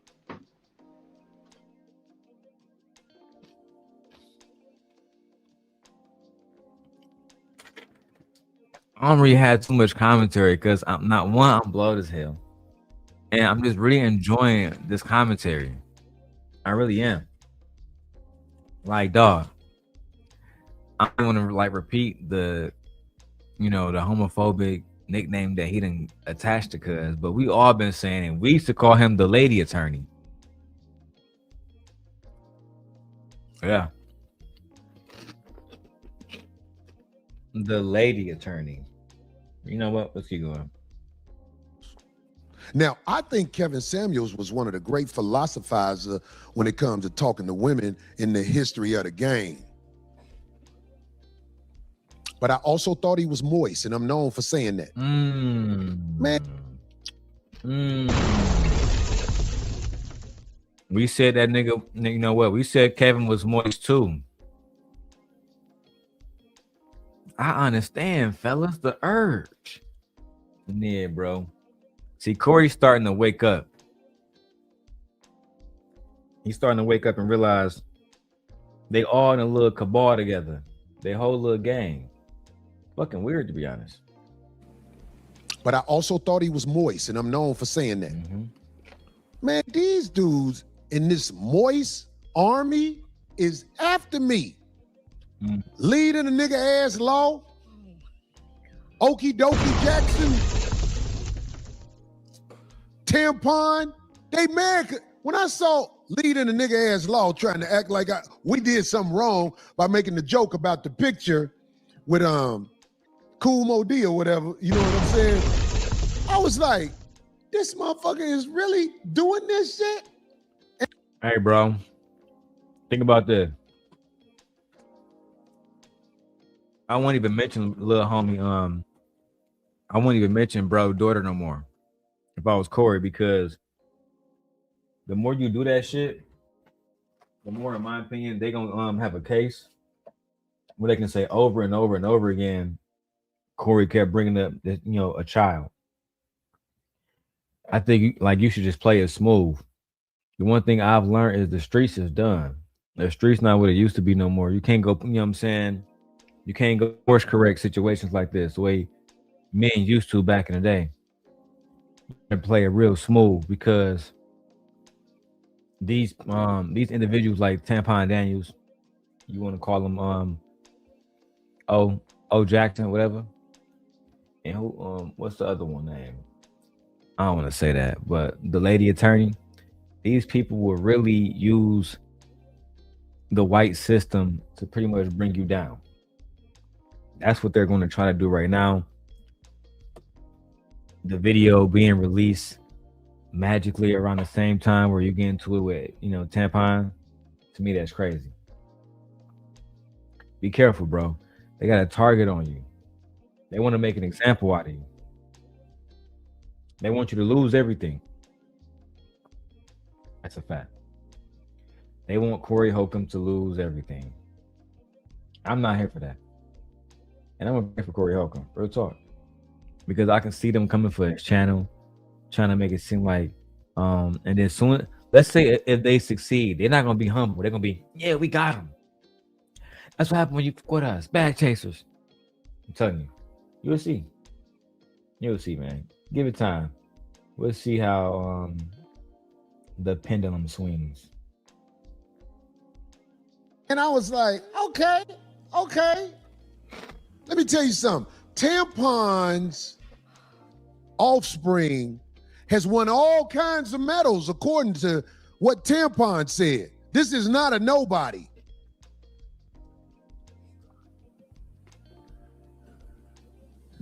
Them motherfuckers try to say if you fuck with motherfucking people who not known. What was the word? Man, get the fuck out of here. Figures.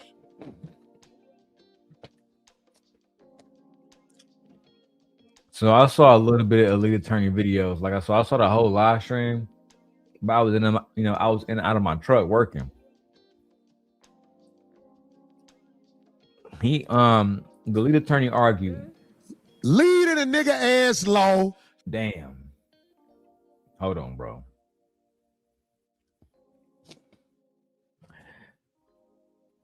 The lead attorney was basically suggesting that because she was a minor, she's a private citizen, that, you know, she has certain protections that other people don't have.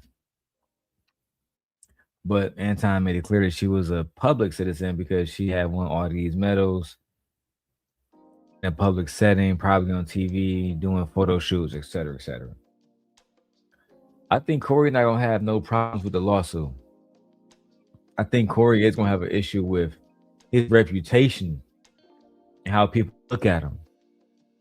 Because right now they spinning a narrative like, oh, Corey hit a woman, but he didn't want to hit Anton. He was scared. This is the thing though. If Corey had put Anton on the floor and then ended up sued in jail, lost his channel, lost everything, they'd be saying Anton was smart. He got knocked out, but he won money. He got his channel. He got this. Never think about what other people gonna say about you. Only care about yourself. Only care about what's good for your family. And the rest of this shit is goofy. Believe me when I tell you that shit.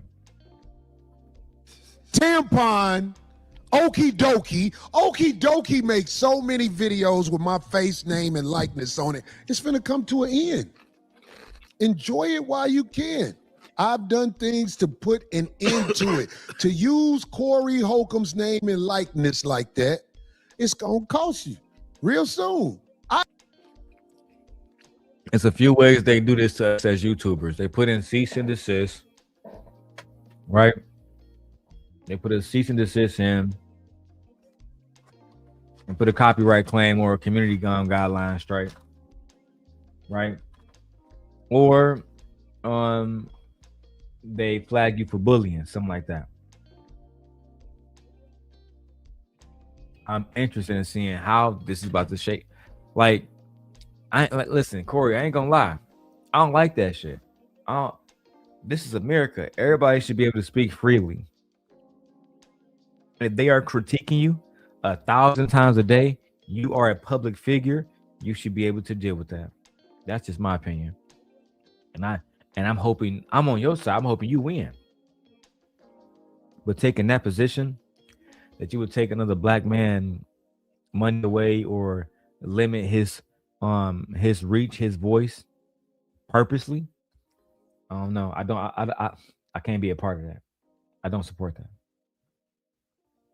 Because then everybody get on here and say, we don't censor people.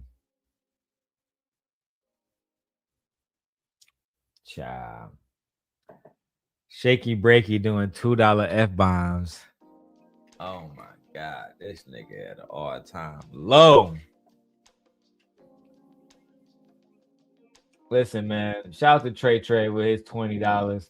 Shout out to Stoic and shout out to Truck and Trader. Dang, he doing $5 F-bombs. $2 F-bombs is diabolical, bro. Hey, man. Shout out to Shaky Breaky. Let's get it. I never researched how to stop it because I didn't care until I see these motherfuckers smiling with me, but then lying on me and acting like I don't know what I'm doing. Remember you said it. This motherfucker Okie Dokie said, TMZ did the same thing to Corey as Corey did to Tampon. I'm like, how? These motherfuckers said I had a gun. Had somebody at the airport ask me about a gun. So Okie Dokie Jackson leading a nigga ass. Dang. Oshay, you said that you said Corey had a pew pew. We don't use that word, Corey. A pew pew at the airport. And then let them get searched. Damn. What's up, man? Corey Holcomb, shut the fuck up and stop crying. That's what you can do. Everybody's shut the victim fuck up and stop. today.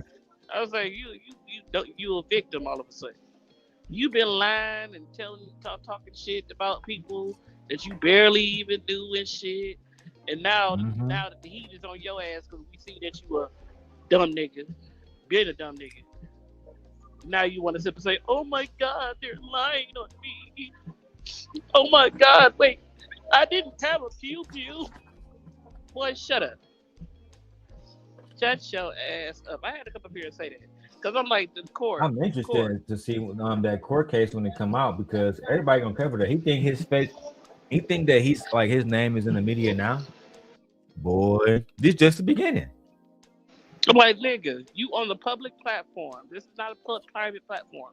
You're on the public platform. Everything you say will be used against you. So Hello. you wasn't the one that just sat here and said such and such. Where you wasn't this you that sat here and said such and such and such? Did you go on Club Shay Shay and say such and such and such? So what you trying to prove? When you take these people to court, what you trying to prove? Defamation, slander. What you trying to prove? Or you just striking people? That's a sucker move too. Because that's the case, you need to stop. Patrice too, because she said that she don't like Corey at all. Let me say this. No. I don't like what R. Kelly did in real life, but I love his music. I still listen to his music. And I said what I said. I listen to his music. I was like, it make you think about, certain songs. Nay, haven't we publicly condemned what Corey Holcomb said about his daughter? Well, people are all. We did a show about that, saying he was a mark. I said we talked shit about it, but we said something. But these are the words that came out of your mouth. You said it. So I'm trying to figure out why can't nobody criticize anything that you say out your own mouth? That's what I'm saying. It's like Corey, and to OG Patrice, let me tell you where I stand at it. Now, like, I respect Corey as a comedian, right? As a comedian, he is to some people he's like folklore. He's a legend. As a man, I have no personal beef with him, but yes, he do talk shit about black women. He talks shit about his own daughter. He talks shit about black men. He talks shit about Kamala Harris. He talks shit about Donald Trump. He talks shit about everybody. He seems unhappy sometimes, maybe satisfied with life, but unsatisfied with some parts of himself. And that's not for me to address. I'm just watching him go, as a spectator, holding no judgments, only giving an opinion when an opinion is rendered. Exactly. You act like the news channel. Oh, go ahead. You act like YouTube. No, I'm sorry. I said you act like YouTube is a news channel. Yeah, it's certain people who are journalists that report news on YouTube. But YouTube is not a news channel. This is a place where people post movies and not post movies. There's movies on here too, but people that post their opinions on here and their reactions on here. So this is all based off of opinion. It's not based off of fact, especially a reaction channel. And Corey, stuff that you said came out your own mouth. You've had your opinion about Kamala Harris. You've had your opinion about Black Americans. You had your opinion about Black women. You had your opinion. I say you said some things. So if that's the case, then Kamala Harris or VP Harris need to come after you. She should have struck your channel when you was talking shit about her. That's what she should have did. Since you so mad that people are talking about you. But you, so your daughter, your poor child, don't she even speak to you? But if she do, I was like, she could have struck your channel. She could have literally came out and took you out because you was talking slanderous about her, and she would have had every right to, because you were lying and saying some of the most egregious, nasty things about your daughter. So at this point, Corey, pipe your little fat ass down and enjoy the ride. This is the most what outcome news or probably attention that you'll probably have on YouTube. Be glad. You might as well thank Anton for making you a little famous, because didn't nobody care about no Corey Holcomb. For real. Child. And this video with you mushing a woman is not helping you either. Yeah, you definitely gotta just stand on that shit. You can't just, I mushed her, I ain't hit her. Nah, you smacked her, bro. That's the You thing. put your like, hands on her. Players back You in the put your day, hands on her. and they just say, "Yeah, I smacked her, bro." Yeah, you put your hands on her. And guess what? You got hands put on you immediately. It wasn't no back in the dude swung at you. Bopped you a couple of times. And all you did was hold his jacket. You didn't smack him. You just held onto his hoodie and he was swinging at you. So at the end of the day, don't have the energy that you have. I'm like, you can't sit here and pass your opinion if you don't want your opinion passed about you. How about that? Me personally, for the record, I don't feel like niggas should be hitting a woman anyway. I feel like that's some lame shit. Just me personally, I just feel like it's super corny. I don't even know no other way to explain it. Like, there's no footage of me putting my hands on a woman because I just want to do no hoe ass shit like that. I just couldn't understand why like real talk, even when Christiana was like punching me in my face and shit, I literally just held her hand back and shit, held her back like this. Oh damn, I'm blown. Let her back more. I'm like, bro, calm down, blood. You know what I'm saying?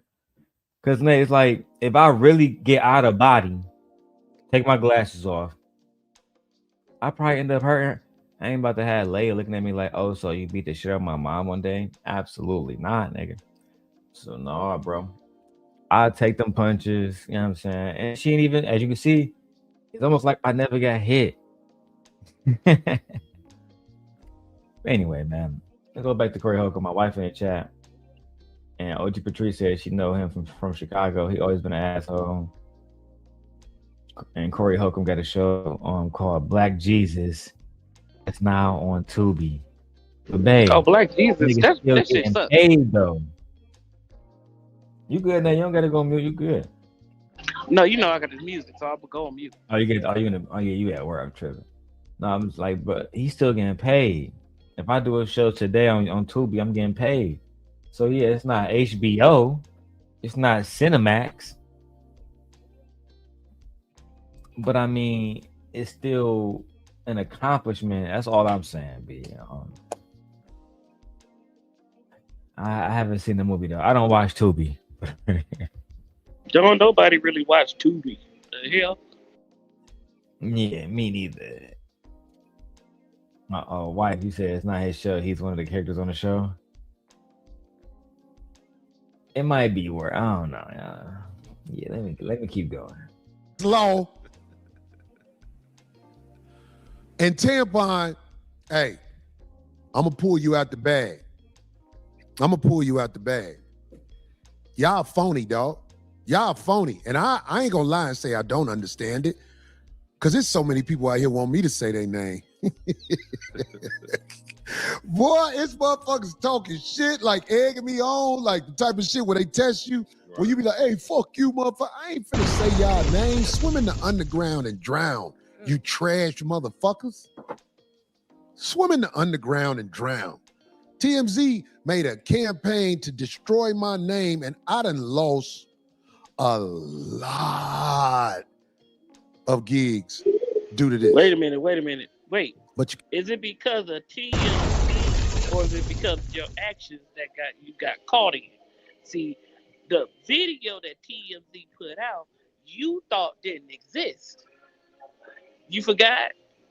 You didn't know that video existed until police released the video showing that other female comedian was not lying.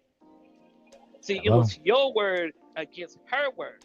But when the video shows that you aggressively walked up to her and smacked her, hey, TMZ was doing what they usually do. Report news. Report shit. They doing their job. So that and then people took their position. I'm like, and at the end of the day, regardless of what was said, you sat there and put your hands on a woman based off words. Yeah, he should never ran up on her. I will say that. I'm like, you got in your fifis and walked up on her. and then you got dealt with by whoever was with her, because it was only one man that literally swung at you. And I As soon will as you say, hit her, give legitimate argument, Nate, that if he was gonna run up and hit and mush her, then you could have mushed Anton. I ain't say hit him, but if you mushed her, then there's a possibility that you could have mushed Anton too, but you didn't, which leaves an argument that you might be, soft. that's what I said to say. When that, like, you know, my opinion as far as that interaction, it was like one chihuahua back barking at another chihuahua to me, because neither one of them was gonna do shit. Neither one. He wouldn't have been able to say really get active. I'm like, he wasn't gonna sit up and say suck my D, and you not sit up and do nothing about it. And I'm like, moving a woman out of no, I would have got up and smacked the dude. It ain't no if ands or buts about it. I would have needed you to repeat it. That would have made no sense for you to repeat it, because you heard exactly what he said. But you also said backdooring it, which was a gay slur. What you know what I'm saying? It was homosexual. What you mean backdooring? And you said it a couple of times.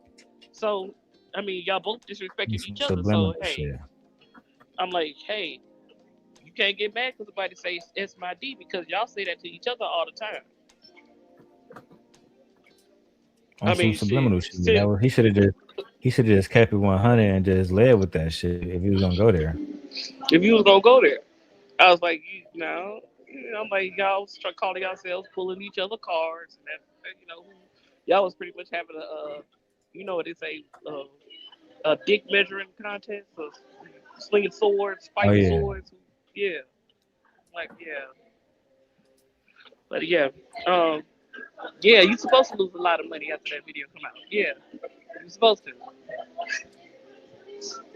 Sorry. Not sorry.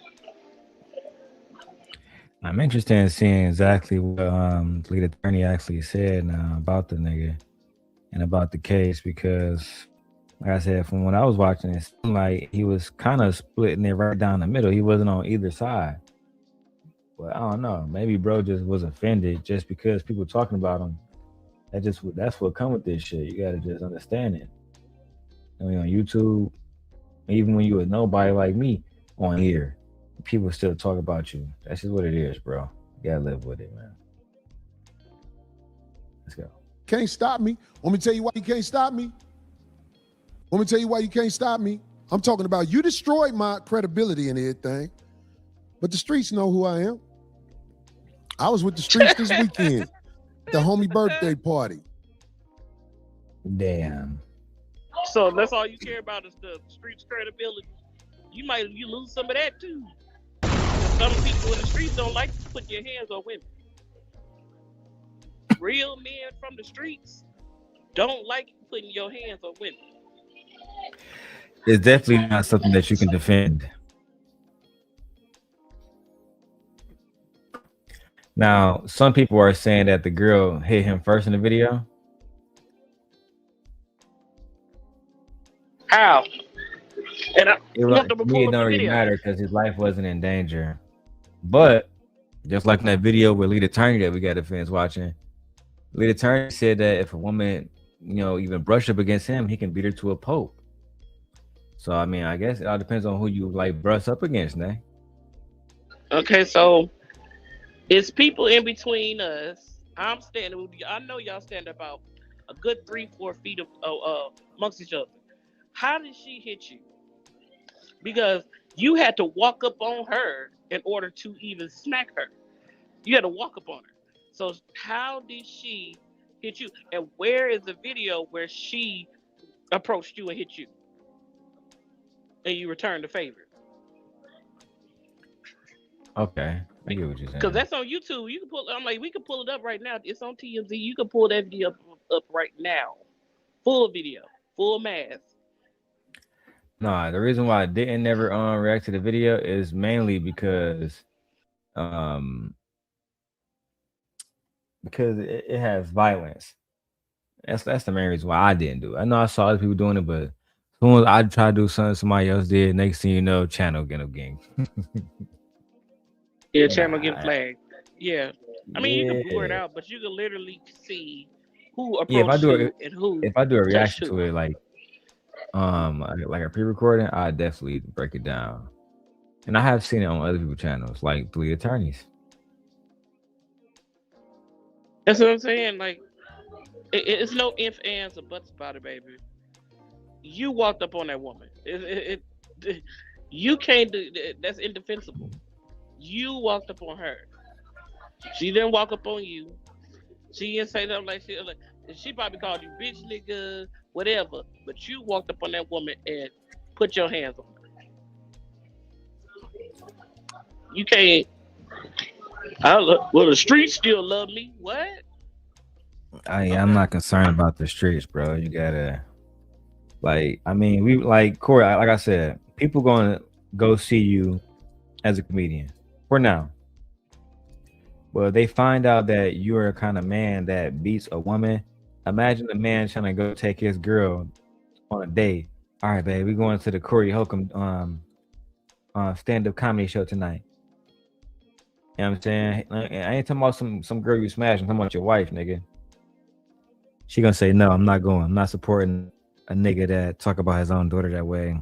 And even though I don't fuck with Anton, that would talk about Anton's daughter that way, especially for no reason. I'm just saying, blood. And even if that's not enough, and he hit women too, come on, bro. No, you gotta stand on something more than the street. Birds of a feather flock together. Trust me. I'm like Corey Holcomb. I don't think the lead attorney would actually. You think he'll actually hit a woman? Cause they, bro, like 6'8" or some shit. I don't give a damn. He here in Atlanta. Lead attorney know better. He know if he hit a woman, he going straight to jail. He ain't stupid. He could run his mouth as much as he want, but the last thing he want to do is lose his license, lose his credibility, and go to jail. The only time you will be able to do that is if you don't have no cameras around or anything. So you really think that like when TLA, I'm not gonna call him his name, whatever. When the lead was saying that, oh yeah, I have a right to beat a woman to a pulp if she brush up against. I think he was saying that to be on some, like, I don't know, because women do get harmed by men like that, like NFL type dudes and stuff. But I just don't see him being the kind of dude that'll ball his fists up against nobody, because you gotta know what come with that. She might have a brother, she might have cousins, a dad. Somebody might come after you, bro. And what happens when she call the police and then they come get you? What you gonna do then? You gonna lose your license? You gonna, I don't know, bro. I just feel like some of these people just be on her talking. You're not gonna. I'm gonna say you running your mouth. He running his mouth. Go ahead. He just running his mouth. Yeah. I said you're not gonna sit here. I said just because I we can talk. I don't give a damn about the clip, because I got like 80 clips in the bag, and I'm working on my course here, so you good. And I'm blowing. Yeah, that's always. But I said he's not stupid enough to do that. You could talk as much as you want to, even though we know that here in Georgia, of course, either party could go to jail. If you got marks on you, I got marks on me. We're both going to jail. It does not matter. They're not just going to take the man. They're going to take the woman too. DV is DV. Period. Point blank. It has no sex to it. When here in Georgia, but the lead attorney, I'm like, you telling me if I make a mistake and bump into you and say, oh, I'm sorry, before I can get, oh, I'm sorry out my mouth, you gonna punch me in the face? Stop it. Stop it. I don't know why these men sit here and think it's okay to even boast about putting their hands on a woman. Because other men find it entertaining for some odd reason.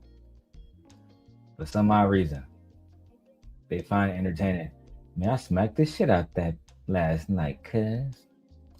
It's not cool, bro. It's not the 80s. It's not the pimp culture no more, bro. It's over. We got daughters and shit now. Like, we not kids no more. And the older my daughter get, man. Let me keep going if I lose this channel saying something I shouldn't say. The homie Marv, one of the guys from LA. Street people know what I mean when I say that. Marv, one of the guys from out here in LA. Out here in LA, I met a lot of the guys through Laylo. Marv was one of the guys I met. I always look up there like Layla go come Get from the up point, there, man. man. Because the guy. I was at Marv, man. Look, man. All the boys and girls from the streets. My last show I did, them motherfuckers was like, man, them motherfuckers, dog, who don't get into it like that with somebody at one time in their life? But they wanted to show a video and a one-sided story at TMZ. That's how they destroy my credibility with the lames. Nah, bro. I was like this. The TMZ video, it was legit because you just should have never walked up on Shorty at all. You should have never pressed Shorty. I don't give a what she said to you. You said she was stalking me. I got a stalker too. I got a stalker that if I was to go into a random chat right now, she'd start sending random text messages to everybody that's in the chat and the content creator too. And then tell them that I'm stalking her. Cha. But guess what, Corey? If I was to see her and she was talking shit, you know what I'm gonna do, Nay? Turn around, walk the other way. I'm not about to be losing it for no losers, bro. I think you put yourself on the line walking up on that woman, because that's the part I did see. Or at least I think I saw you walk up on her before she ever was, before she was close enough to be a threat to you. I don't know, man. She was never a threat. Period. Point blank. I said, okay. She wasn't armed, right? She wasn't a threat. This is after a comedy show. This was after a show. She wasn't strapped. She wasn't a threat to you. She wasn't nothing. She was a stalker. Why are you even confronting a stalker? You know, a lot of people get hurt by stalkers. So why would you even confront her if she was quote unquote stalking you? The nigga, you ain't that cute to be stalked. I'm sorry. I would have personally made sure I had security or an officer there right there and say, hey, this woman is stalking me. I have a security order against her or PPO or whatever. And somehow, some way, or I'm not doing the show. Fuck it. I just stay home that night. It's not gonna be worth it for me to get into a situation where I'm getting into an argument with a woman who I know is stalking me. Seems kind of productive, bro. And now look at you. As soon as the Anton shit come out, this comes out, and people are trying to frame it as a W. I'll say this. The next few months is going to tell us who really came out on top in the situation, Anton and Corey Holcomb. I'm rooting for you, Corey, but that don't mean that it's going to happen. We'll see, man. I want to get to the part. I think this might be a little bit more, but let's get it. With the lames, they don't know no better. They watch TV. That's their Bible. So they destroyed my name and reputation with the lames, the people who I was building up. I've been getting into my godly type of talk, but I'm just saying, it's like, yo, it is what it is, man. That bro said you been getting into your godly talk. That's straight cat. I'm done with the video, because I'm done. I don't want to hear no lies from you, bro. You're not a Christian any more than Anton is. And I've never seen you talk about Jesus on here. You're not DMX. I've never seen you talk about God on here at all.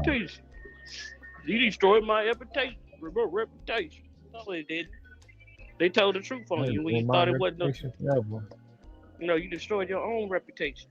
You just didn't know it was caught on camera. Candid camera was rolling, and you got caught. Po little chink ting. Played yourself.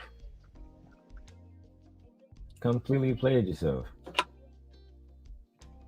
I'm surprised he didn't go to jail, Nay, to be honest. I think she's going to press, but if it's her word against his, and then you got people that's not going to go ahead and tell the truth, then you can't really persecute. But now that this video is out, yeah, she can literally, if his statute of limitations is still in effect, she could still get him arrested if she wants to. But 9 times out of 10, he gonna have to pay her some money. He gonna have to pay her more than likely.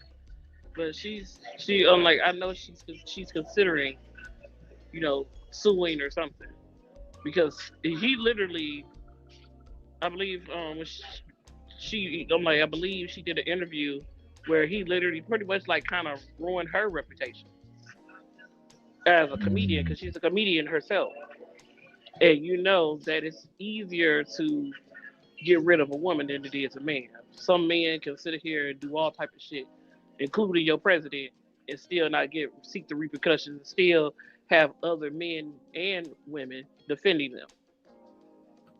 They bad behavior.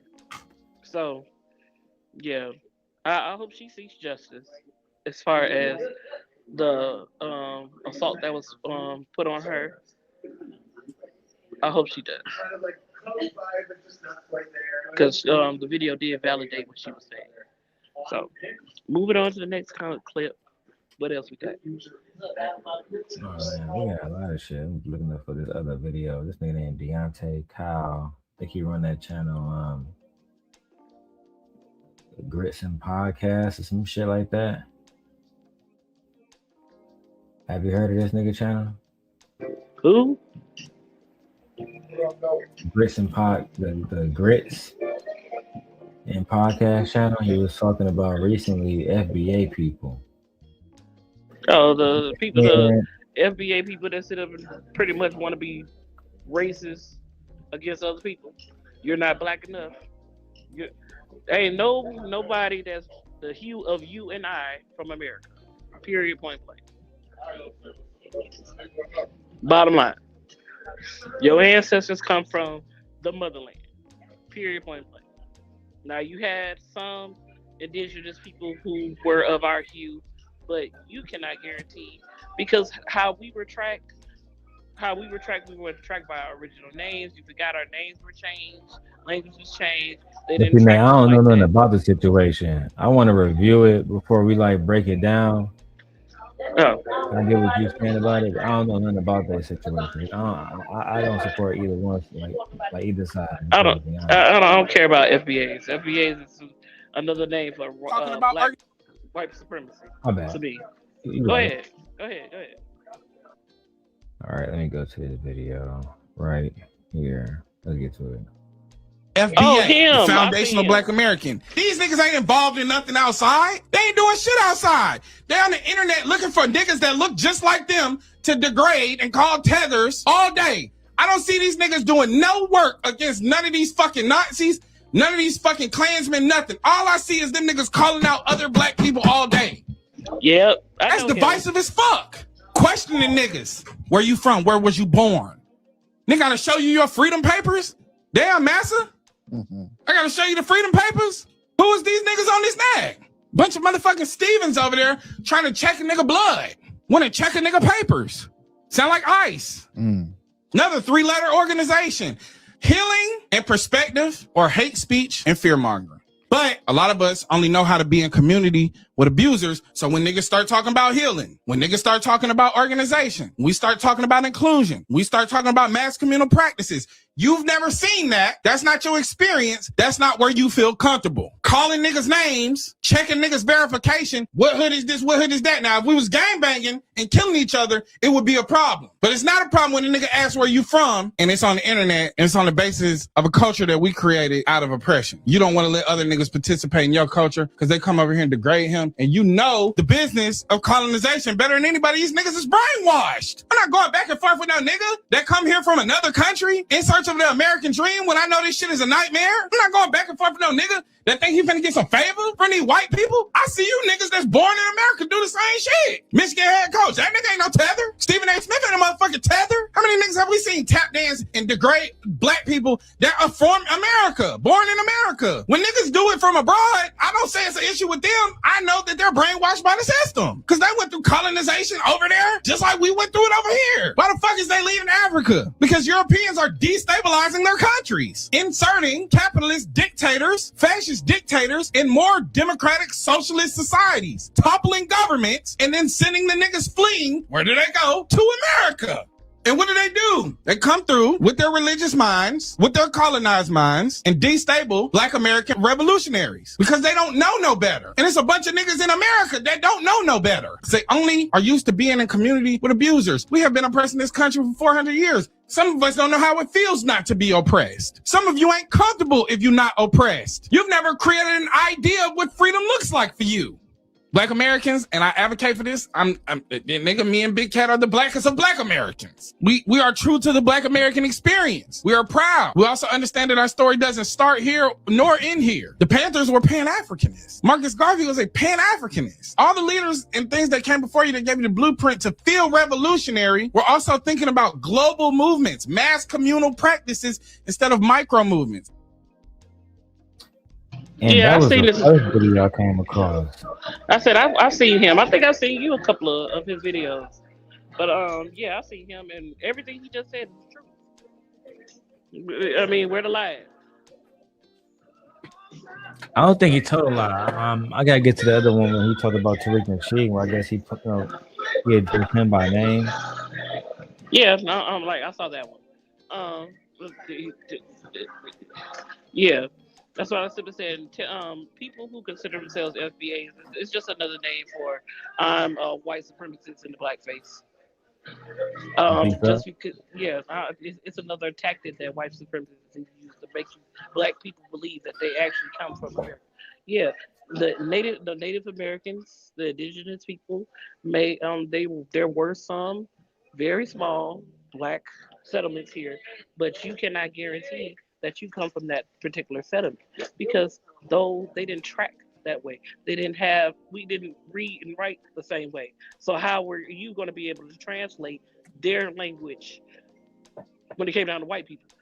Because white people, I'm like, even the slaves on the slave ship didn't speak the same language. You act like people didn't come from different parts of the West African continent. I'm like I don't understand that. We don't have our original names. So when I hear the FBA stuff and you're not Black enough or I don't like stuff like that.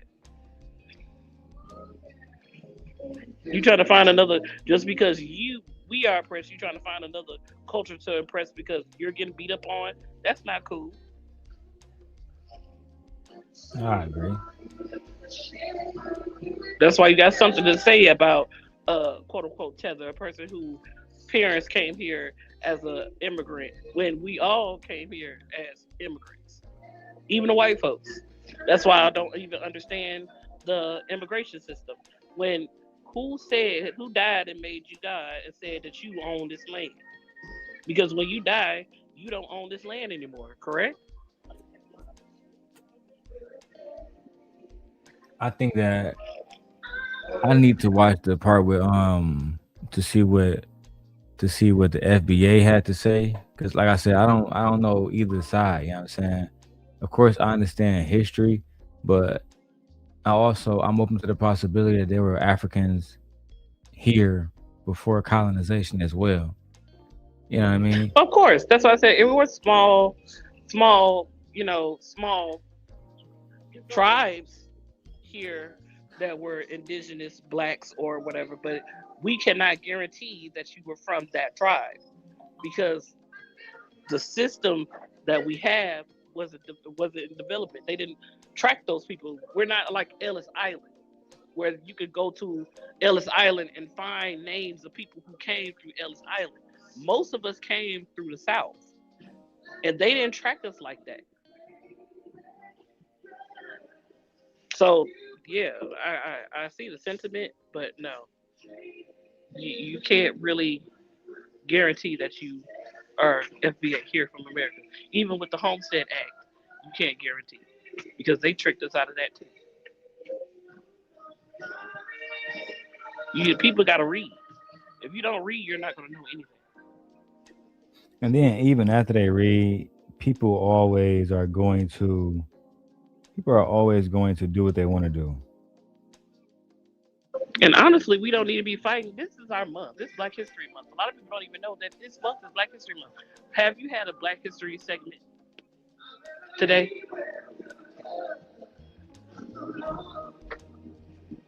Let's keep going. Let me go back and go to the other video. You didn't answer my question. I said, did you have a Black History segment today? They have a Black History segment? Yeah, it's Black History Month. Hell no. See? I was like, Joe, we have gotten so distracted by what's going on in society that we are forgetting our own month, even though Black History is everyday history. We are forgetting our own freaking month because Black history is being taken out of everything. These children are not going to know about our history. We invented everything. I can respect that. Yeah. If you're taking it out of the books, if you're taking it out of schools, if you're taking it out of museums, if you're taking it out of everywhere, how do we know our history if we don't teach it to them? And we don't even have a complete, accurate amount of it because it's word of mouth. We need the books. We need the ledgers so we can see what we have accomplished.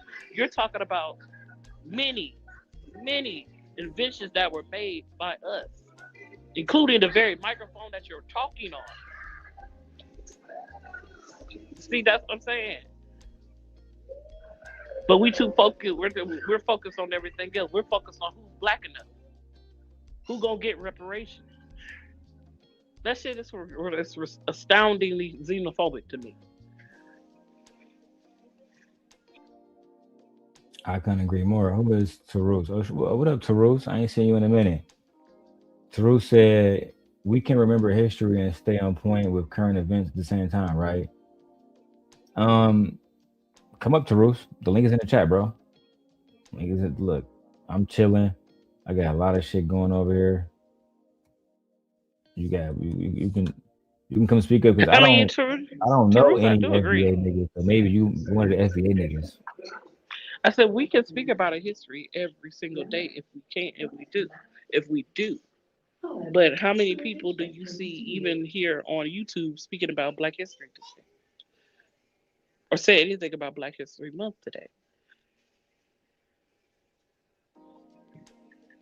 And what's the day? The 3rd, the 4th? We're 4 days into our history, Black History Month.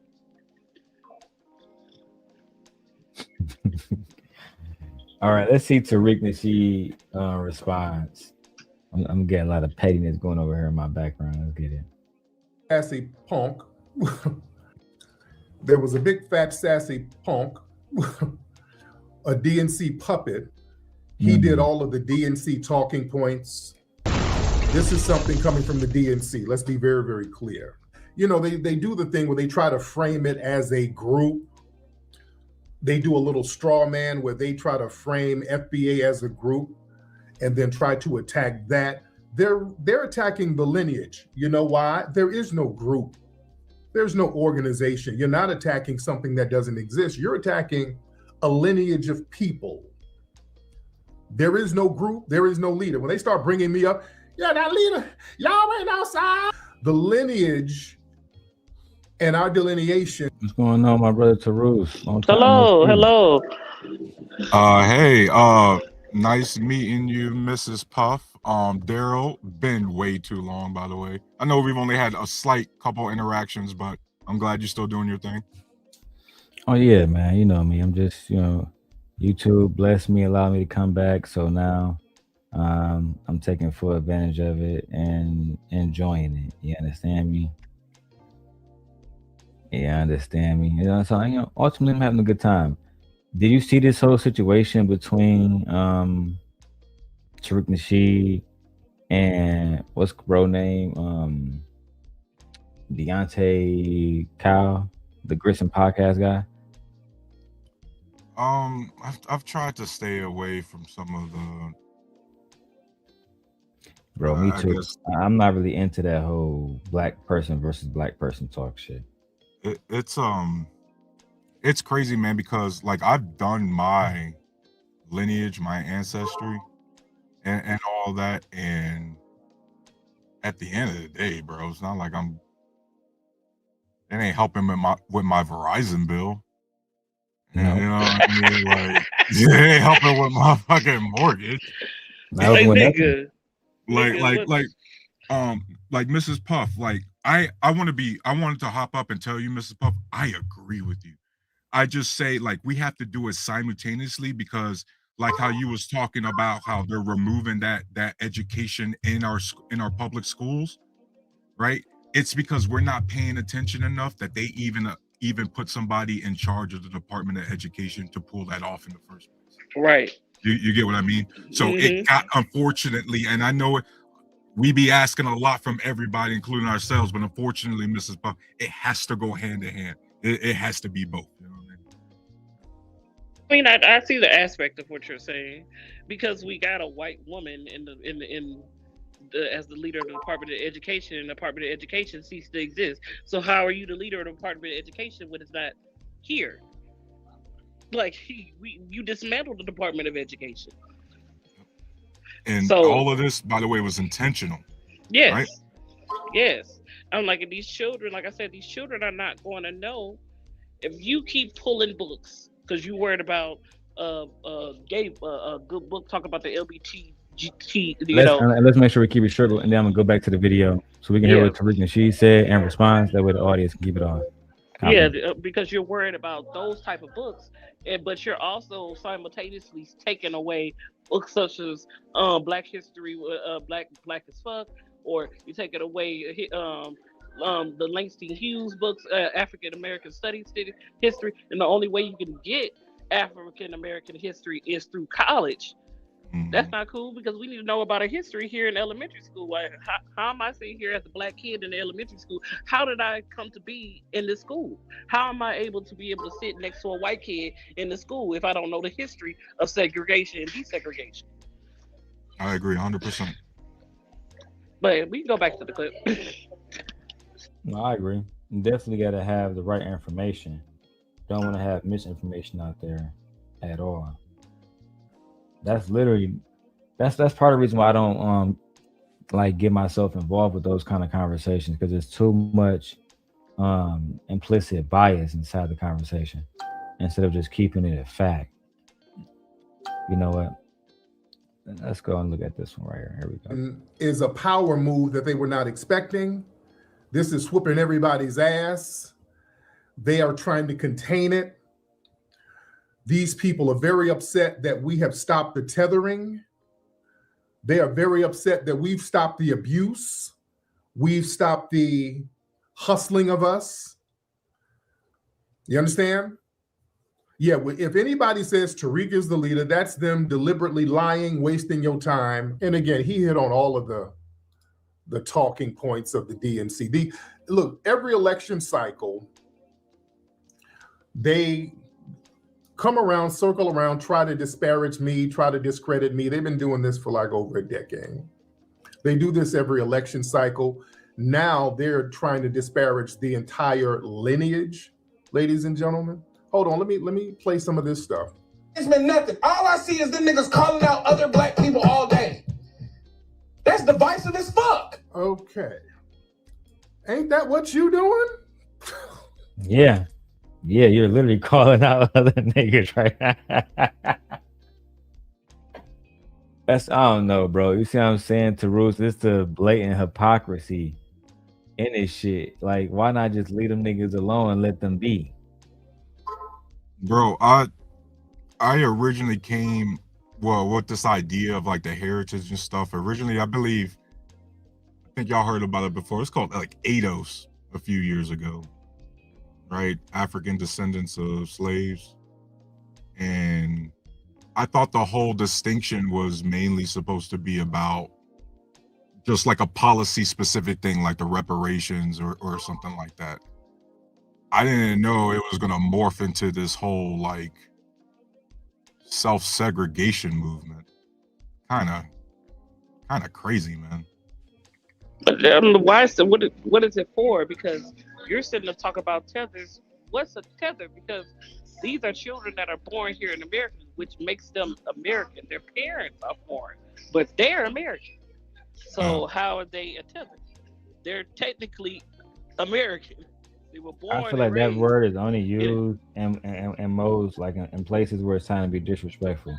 Yeah, in a way. Most times people are not going to use that word. Yeah, I was thinking, if you're sitting there talking about a person's parents has nothing to do where they originally were born. And if you were originally born in America, you are American. It doesn't matter what your parents are. My parents one parent could be from that's why Ethiopia. both sides is wrong, Both sides is wrong, because the undeniable truth is this: there are Black Americans that have, even myself, that have experienced we're not like them. I'm from Kenya. We're not like y'all. I couldn't possibly understand or fathom why y'all still living in projects. You know what I'm saying? I've had them conversations with my brother. His girlfriend is from Kenya, where she just couldn't understand Black culture, never will. Coming over here 300 or 400 years later, when you can walk the streets freely, is completely different. When you can, as a woman, vote, completely different than what my grandmother had to deal with. For example, being born 1931 in this country. Whole completely different experiences. And I'm just saying, like, so for me, the reason why I don't get into those conversations about it really is because it's a lot of nuance. It's too many variables and too many implicit biases. It's some people that just don't care about the truth. And this is what I do believe the truth is. I do believe that there were Black people on this land before it was conquered. Okay.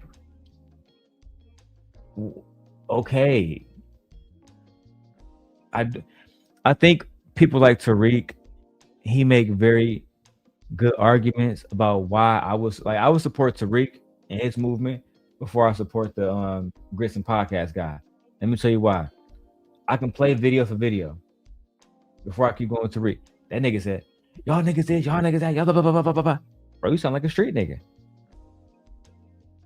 You sound like you want to be on some positive shit, on some want to be sim shit, but deep down inside, you checking this nigga right now. And you doing it with no decorum at all, no respect at all, bro. You never, in the video, I never heard you, because he said he was there for understanding. Did you say, I'm gonna go to Tariq and ask them, why do they think this way? Why was this movement formed versus ADOS, from my understanding, right? American descendants of slavery versus foundational Black Americans. From my understanding, those are the two groups. So have a more gentle conversation. He seems like he want to be divisive. Like he's telling people to pick a side just as much as they are. And then you're the Jedi looking yourself in the face wondering what's the difference between you and a Sith. And there really isn't anything.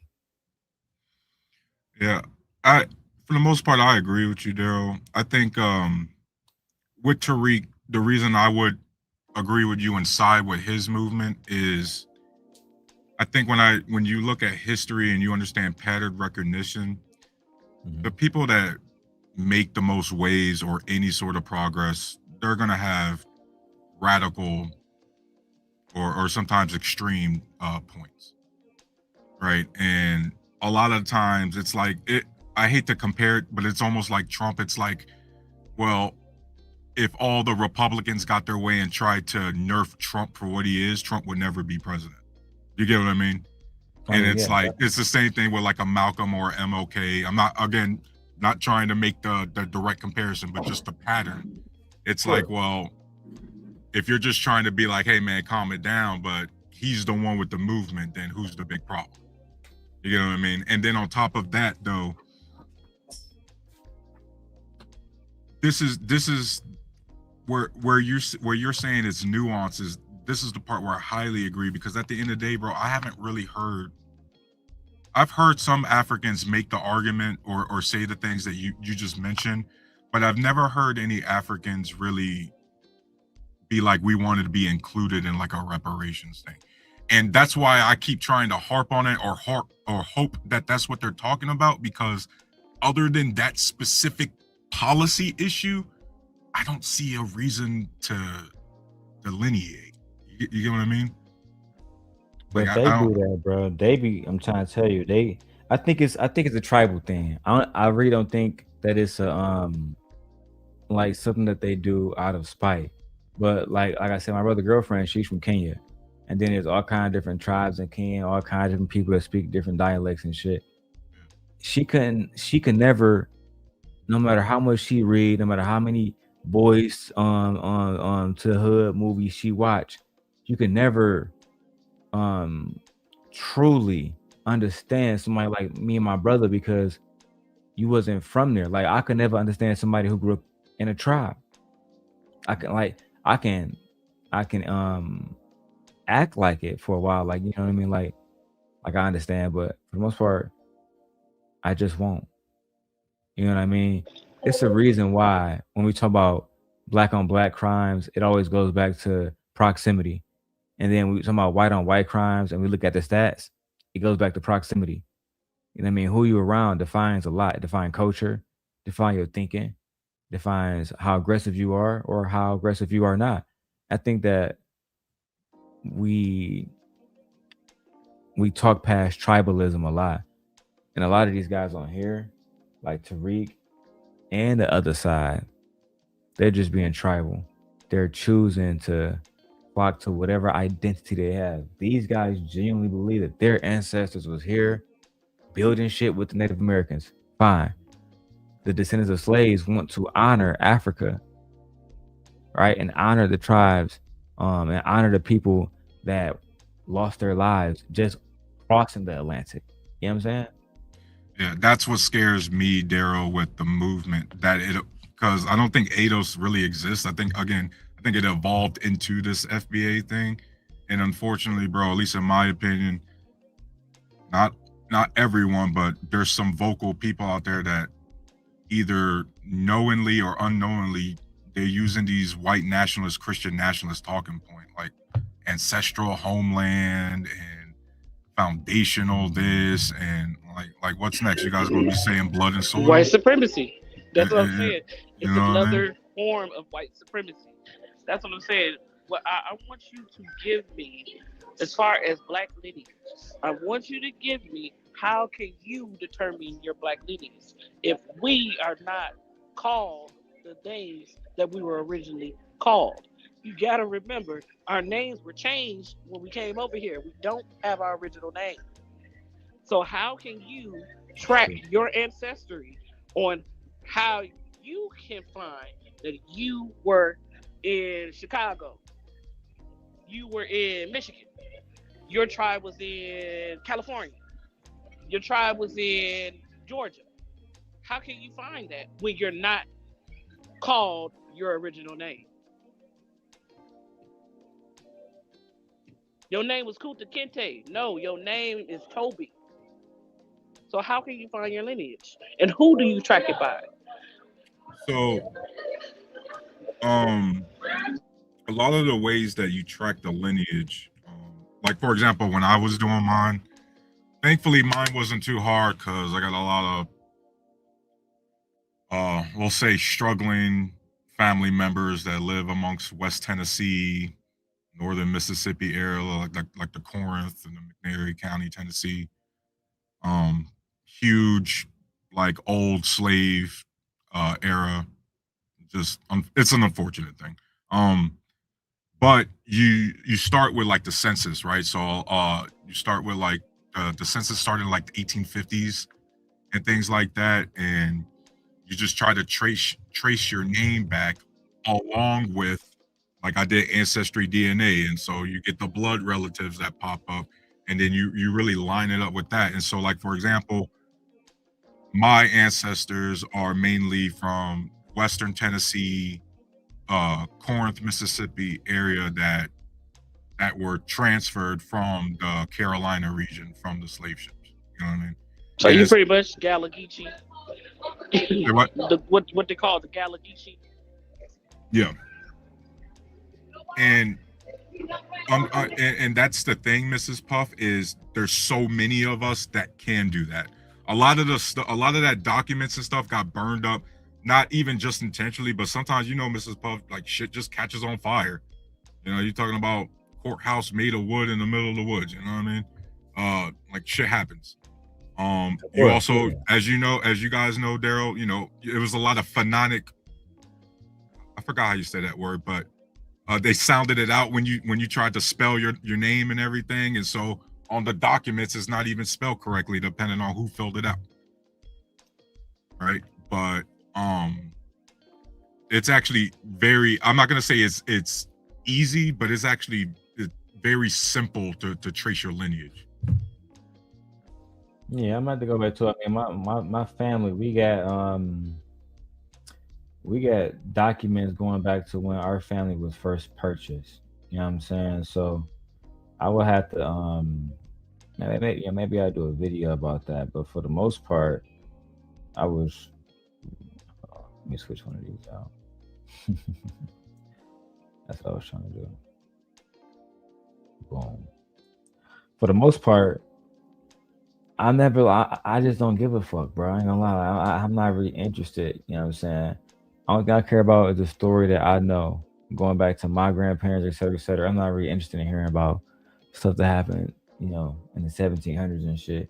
That's just me, though. Maybe one of the kids or somebody else in the lineage might want to know, but just me personally, I have so many other responsibilities. I just don't give a fuck about that. Yeah, like, Nasheed, man. Yeah, no, I'm kind of. I'm kind of with you with that. Like, I really don't. Excuse me. I really don't care about the FBA stuff. I mean, I've been in America all my life. That's all I know is American culture, black culture. Anything else is like null and void. I'm trying to figure out. I want to progress past this. Like, I want my rights back, so I'll be able to do what I want with my body. I want us to be able to tighten the wage gap. I want minimum wage to go up so we can live and prosperity. That's what I'm worried about, progression. I'm not sitting here worried about who gonna get money, who gonna have land, who gonna because if that's the case, you're gonna be fighting about that for years on coming. Like, we're gonna be fighting for that forever. So yeah, I'm worried about progression right now. I want to move on. I want to be clear, guys. I did it for pure personal hobby reasons. Like, just to remind you, Darrel, I'm 100% combat PNT from the VA. Okay, that's cool. I got nothing but time. Okay. And I just did it just because, like, I do want to, you know, I'm not going to lie. There's that something inside of me that do want to know, like, where I come from. And guess what, Mrs. Puff? Like, when you do the DNA test, this is the part where I really stop trying to break it down, because you get to where they break down your ancestry by the region in Africa, and it's just blotted everywhere in West Africa. So it's like, you get what I mean? And obviously, as you know, that's because once we got, as you know, we got here, our ancestors got here, and then they purposely split everybody up, changed the names, all that kind of stuff. And so you got a bunch of Congolese people mixing up with people from Ghana or Nigerian, and so on and so on, because it doesn't matter anymore. You know what I mean? But I'm really grateful that I did that, because it does matter when you're talking to the enemy. And for me specifically right now, the enemy is conservatives who always love talking about their heritage, this and that. And then doing my heritage, Mrs. Puff, I then find out the real history of this country, and I go, wait, that's not your heritage. That's not how you guys describe this shit. And so by doing that, now I got a better understanding of what this country is and isn't. You know what I mean? Just the personal journey. Okay, that's good. I'm glad that you did take that journey. And you know, it's another it's another ancestry you can do as well. I think it's called African ancestry, because the 23 is good, but they say you can also do the African ancestry if you really want to know exactly what tribe you came from. Yeah, you do they combine it. You can do the 23andMe for the, like you're saying, the generalized more broad, and then for like the African specific, if you want to break it down by tribe, that's what the African is, and they're really accurate too. Very, very accurate. Yeah. But anyway, back to the tether to the Sheed, because you were tethered to Sheed. Ain't that what you're doing? How was that divisive? And that's just what you're doing. You ain't outside. You're too big and fat to be outside. You inside eating. So again, all of that trying to frame FBA as a group that's outside and all that stuff. Well, you got a straw man argument about a group that don't exist, and you're complaining that the non-existent group is not outside doing group stuff. Yeah, there is no group outside because there is no. For one, bro, that's just straight up cap. Like when I see Captain Tazark and a lot of them niggas in New York, they be outside all day long. Like the one thing I don't like, that's why I'm upset at Freezy right now, is we can go to war and we can be at each other's throats, but why do we need to lie and fabricate on each other? It almost make us, in my opinion, as black men, look like hoes. Like, imagine me going to Tariq, you said you served the country, right? Imagine me going to somebody, because me and Tariq got problems, and saying, man, that nigga lying about that valor shit, bro. Fake metal ass motherfucker. You know what I'm saying? You know what I'm saying? Just to try to earn them as an ally. And what kind of person am I to bring an ally in under false pretenses? You know what I'm saying? Like, to me, that seemed like some hoe shit. I don't know, bro. I just don't like it. A lot of those guys are outside. That's why I didn't like the young man video, the Grits and Podcast dude, because he was yelling and screaming like a dude in Chicago, like on the street and some shit. You talk about Captain Tazar, they're Hebrew Israelites, so that's different compared to when we're talking about FBA as a whole. I'm just talking about like his video, Nate, and how he carried himself in the video when he was checking him. But you're still not negating the fact that he did not lie, though. We don't see. Did not lie about what? I just negated that. He said that these niggas are never outside. But Tommy G, one of the biggest like documentary type channels that go from hood to hood, was outside with these niggas. But is he FBA? Was literally titled inside of one of America's biggest hate groups. And they was outside. They trained outside. They work out outside. Is it FBA? Yes. Then they consider themselves FBA. Real quick. FBA is strictly a lineage, right? That's not some sort of. It's not like BLM. Exactly. It's not just a group. Like they consider themselves FBA, Foundational Black Americans, and that's something that also Tariq addressed in the clip. Is just because they don't have it in a T-shirt or something, don't mean it. A lot of people consider themselves FBA. So if you're foundational Black American, they were tribes in America. So what tribe? No, Nate. I'm just first of all. Let me say this. Let me go to the video real quick. Let me just show it.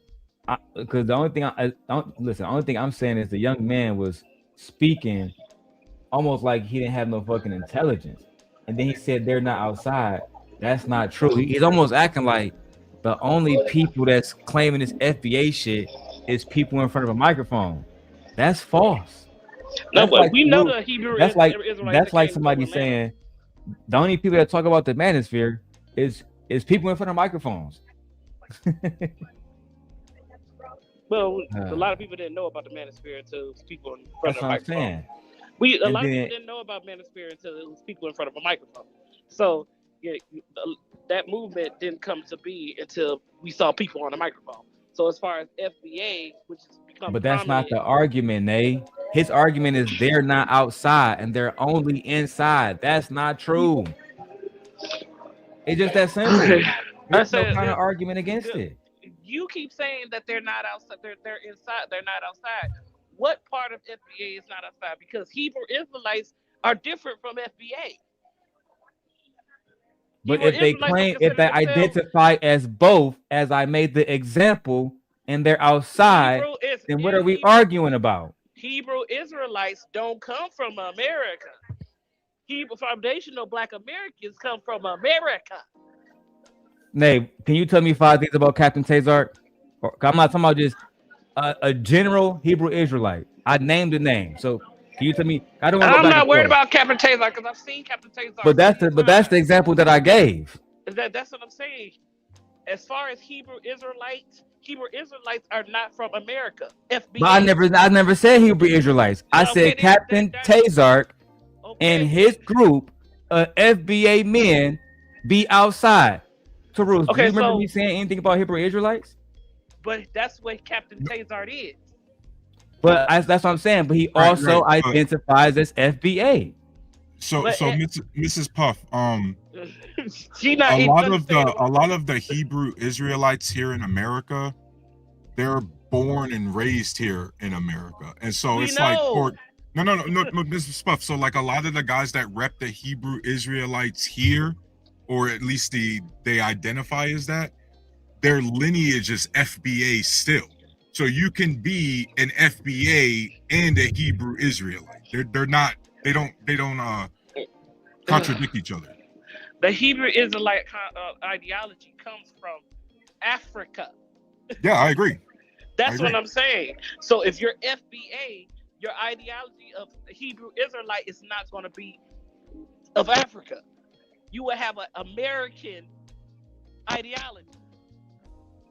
Right, because you're basing logically, Mrs. Puff, you're basing it off of genetically, right? It would be Ethiopian, Sudanese. Yes, those people are. That's what we're talking about. Mrs. Puff, I know the ideology. You know, you got to remove logic out of this, Mrs. Puff. Oh, okay. Well, my bad. You know. Now we're getting into the social construct area, Mrs. Puff. I think you know that. You know that. Because I thought I was just sitting here. Because I'm like. Because we're a melting pot of different religions, of course, and of course, even the Hebrew Israelite ideology was still whitewashed, white made. So if we want to go down that path, right, and down that path is East Africa, Middle Eastern origin, not West African origin. I agree, but that's what I'm like. What are you talking about? But because it's an ideology, you can be both. I know, I understand. Just like when they used to talk about Antifa and stuff like that, which it means anti-fascist, but Antifa is a anti-fascist ideology. You don't believe in fascism. I understand what Darrel's trying to say, but at the end of the day, if you're talking about you're practicing a religion that is not of America, then your lineage is not really from America. You were born here in America. Everybody's lineage who was born here in America is going to be American. How do you prove that your people, your lineage, is from America alone? So let's just put it into this, because none of that had nothing to do with the fuck I was saying. Are FBAs all online? Yes or no? No. So why are we arguing about it when I said the young man's point was that all FBAs are online, and my only point was that the nigga was lying? Why are we talking about everything else?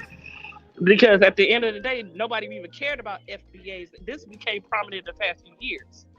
It wasn't a big deal. Even adults wasn't a big deal. FBA just became a prominent thing in the last 10 years? That has no correlation to the point I was making.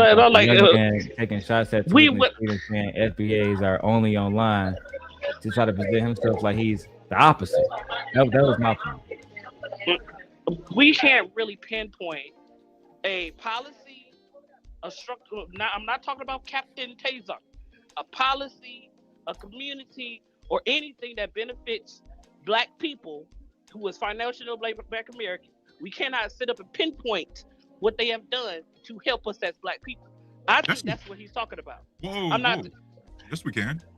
Who? And to the bigger and that goes to Darrel's bigger point that again most of the FBA, respectfully, Mrs. Puff, most of the FBA people are not online. They're out in the street. You gotta mute while he's talking. It's hard to hear him. Most of the FBA aren't online. They're out in the streets. That's why you have these local and state level reparations programs that have been passing over the last few years, right? Because these are grassroots level, like California. Hell, I think there's a state here in Illinois, up here in the Midwest, right? What, Darrel? Evanston. Yeah, Evanston. I've heard of Evanston. And you got all of these spots over the last 5 to 10 years, Mrs. Puff, by grassroots efforts by ADOS, right, or FBA, however you want to describe, however they're describing themselves now, at least the people that are really moving in the streets. They are not online. They are out here actually getting these policies at a local level passed. Yeah, but we I think this particular video, he was talking about Tariq Nasheed. I haven't seen Tariq Nasheed anywhere as far as the movement, as far as the Captain what's his name? Captain Tazar. What's the other one that's from New York? The not King, is it King? That has a school in New York. You have a couple of people in Evanston. I said those people we see. We're talking about Tariq Nasheed that just started claiming FBA. No, I was only addressing. I don't know either one side. I was only addressing the fact that he was trying to present it like the nigga's not doing nothing outside. He didn't mention anything about politics. That's something that you're interjecting. I'm talking about what that nigga said. He didn't say anything about none of that. I said, and then, dang, because you made me get my thought right there. Shit. Nah, it left. Damn, it left. Damn, it left me. Now, go ahead, because it left me. No, we can watch it again. This shit is divisive. FBA, the Foundational Black American. These niggas ain't involved in nothing outside. They ain't doing shit outside. They on the internet looking for niggas that look just like them to degrade and call tethers all day. I don't see these niggas doing no work against none of these fucking Nazis, none of these fucking Klansmen, nothing. All I see is them niggas calling out other. Tariq, have you ever seen this nigga doing any work against any Nazis? Have you ever seen this nigga running up on any Nazis anywhere, bro? I haven't.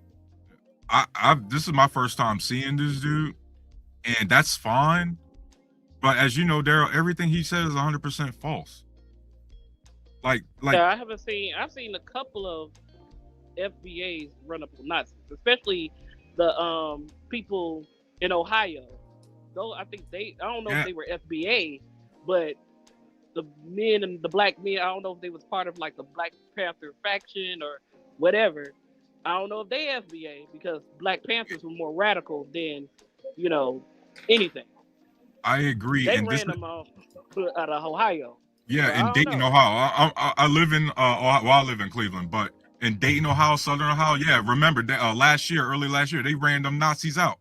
That was doing a little rally and crap like that, and that's what I'm saying. Like, Mrs. Puff, that's why like FBA is not an ideology, and unfortunately, there's some loudmouths on the internet that make it seem like it's an ideology. It is purely lineage heritage. Like, you could be a conservative or a liberal or a Democrat or a Republican and be FBA. Hell, you cannot identify as FBA and be FBA. You get what I mean? But I thought that also, those people aren't outside doing anything, that is just fundamentally false. I said, I'm like, because I know I've listened to the Tariq Nasheed before. I thought ADOS and FBA are actually fighting as well. I thought both of them are now fighting each other. I was listening to Tariq Nasheed radio show. And, he'd be on Twitter. And it was a guy who was considered ADOS. And him and they were going back and forth. And I thought ADOS and FBA were pretty much like the same. It's the same in a way. They are. But I thought now they're saying they're fighting. Yeah, I hate who's more blacker, who's more of a tether, who's all that. Technically, everybody in America because of tether. If you want to be honest, if you want to, Right, Mrs. Puff. You know how there's like in the Republican Party, you got like MAGA and the Tea Party. and they kind of evolve from one another. They're kind of similar. There's like a lot of overlap, but then there's like, or like you hear them in Congress called the Freedom Caucus, these kind of things. It seems like this is what the ADOS FBA is starting to evolve into, where it's a splinter group amongst a niche faction already. You get what I mean? Mm-hmm. I would agree. That's why I said before, bro. I stay out of it because there's so much implicit bias. Too many variables. It's a lot of nuance. Like you said, it's a lot of nuances in it. But I still don't like the divisiveness of, you know, the message that FBA is doing, or ADOS. Like, we're just all Black Americans living in America. Honestly, we already know that, you know, Africans, if you want to talk about reparations, we know that Africans who migrated or immigrated from here in the past amount of years, of course they don't have, you know, they're not going to get that type of reparation as far as we are concerned, you know. But, you know, people sitting up saying, oh, you're not Black enough because one parent's from Jamaica, but you can literally trace when they came and all that type of stuff. That's too much. It makes divisiveness in the Black community. We are already divided as far as colorism is concerned. We're already divided as far as social status is concerned. We don't need another thing to divide us in fights. We don't need another. We actually need to band together and get rid of these white motherfuckers. That's what we need to do. We need to take our power back. That's what Darrel, what do you think? What else do you think he meant by outside, other than, you know, the policy, or at least, you know, like Mr. Puff had mentioned, you know, pushing back on some of the protests and stuff. What does he really mean by that? He meant any of that stuff because based on his tone. I can't glean into that he had an intellectual tone, and this don't sound intellectual to me. Black people all day. That's divisive as fuck. Questioning niggas. Where you from? Where was you born? Bringing this shit up multiple times. Since you want to ask me, I'll let him speak. Nigga, gotta show you your freedom papers? Damn, massa. I gotta show you the freedom papers? Who is these niggas on this nag? Bunch of motherfucking Stevens over there trying to check a nigga blood. Want to check a nigga papers. Sound like ICE. Another 3-letter organization.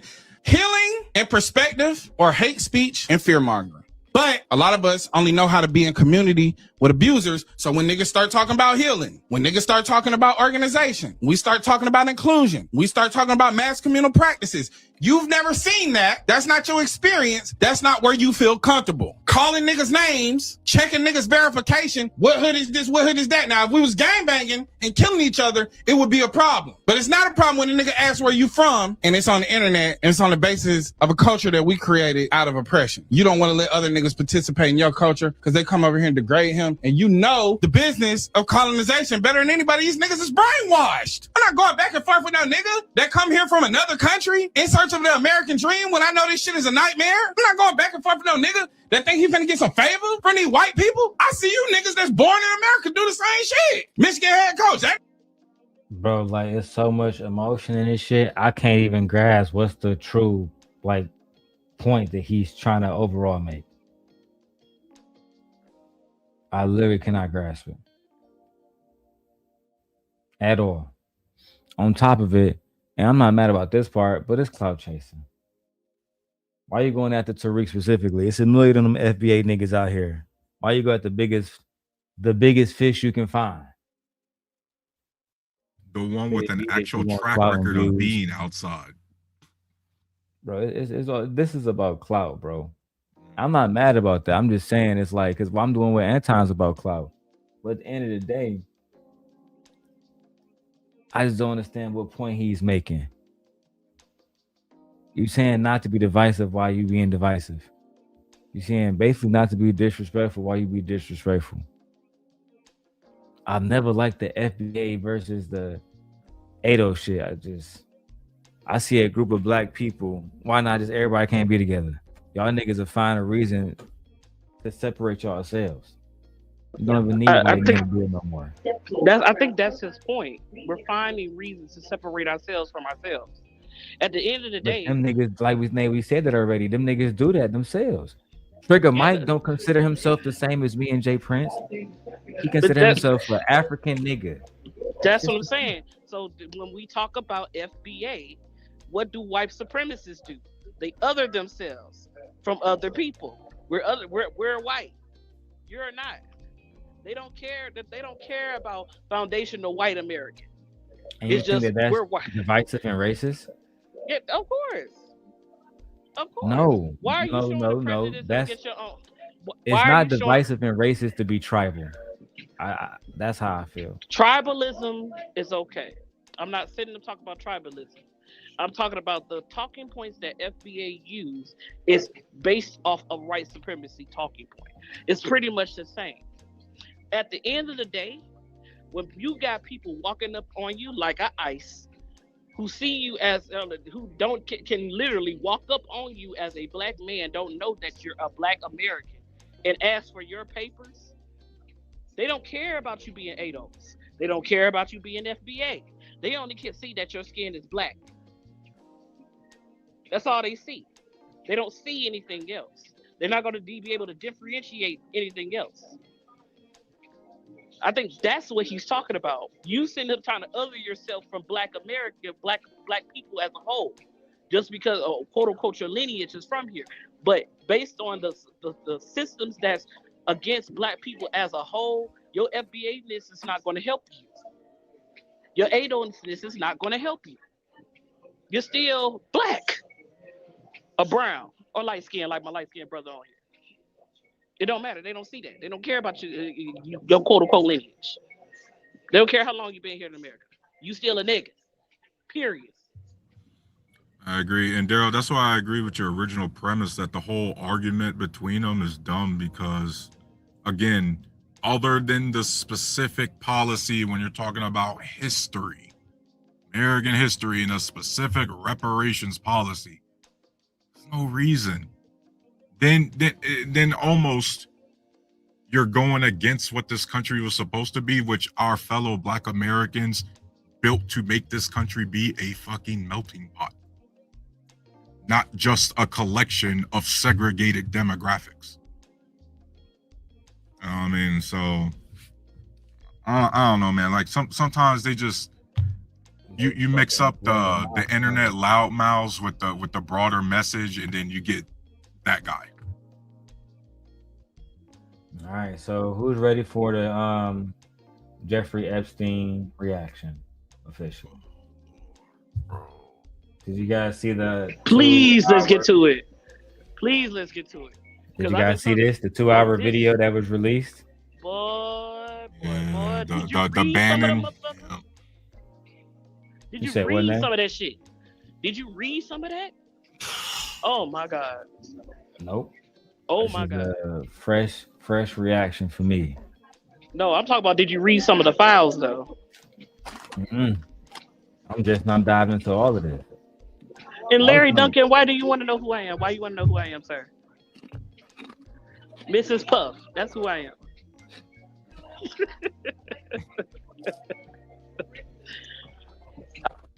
I'm like, I'll send you some of the stuff that was in the files where your president was checking, using his fingers to check, women's vajayjays and stuff. That's why he used to openly say you can grab him by the pussy. Yeah. Yo, did you see we just call him Andrew now, no longer Prince. That photo of him on all fours on that girl. Oh, you didn't see you? That's did why you see the video? Andrew now. It's not Prince Andrew. It's just Andrew. I was like, did you see the videos of the little girls in the little skimpy outfits that worked at the actual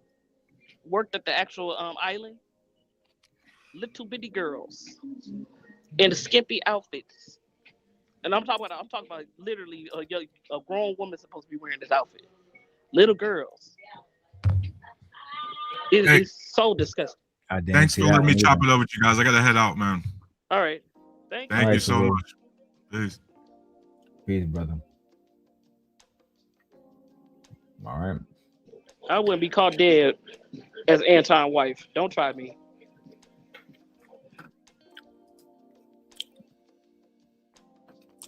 I'm trying to think that I want to do this in a separate video or not. You might want to.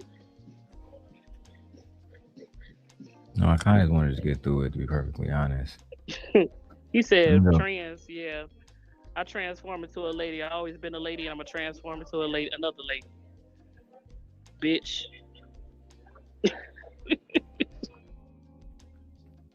I'm going to go ahead and ban him because I don't need those distractions, bro. We're trying to make content. I'm going to ban him out the chat.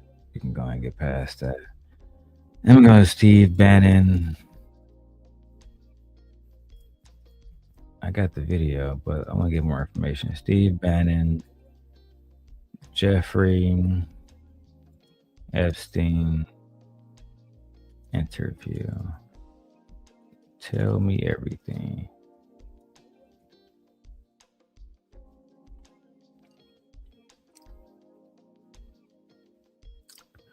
At least that's what I believe this is. Let's fuck it. Let's start it. Walk me through the Santa Fe Institute. What was it about the time of the math? And this was in the late 90s. So they're not going to hear me on this part, right?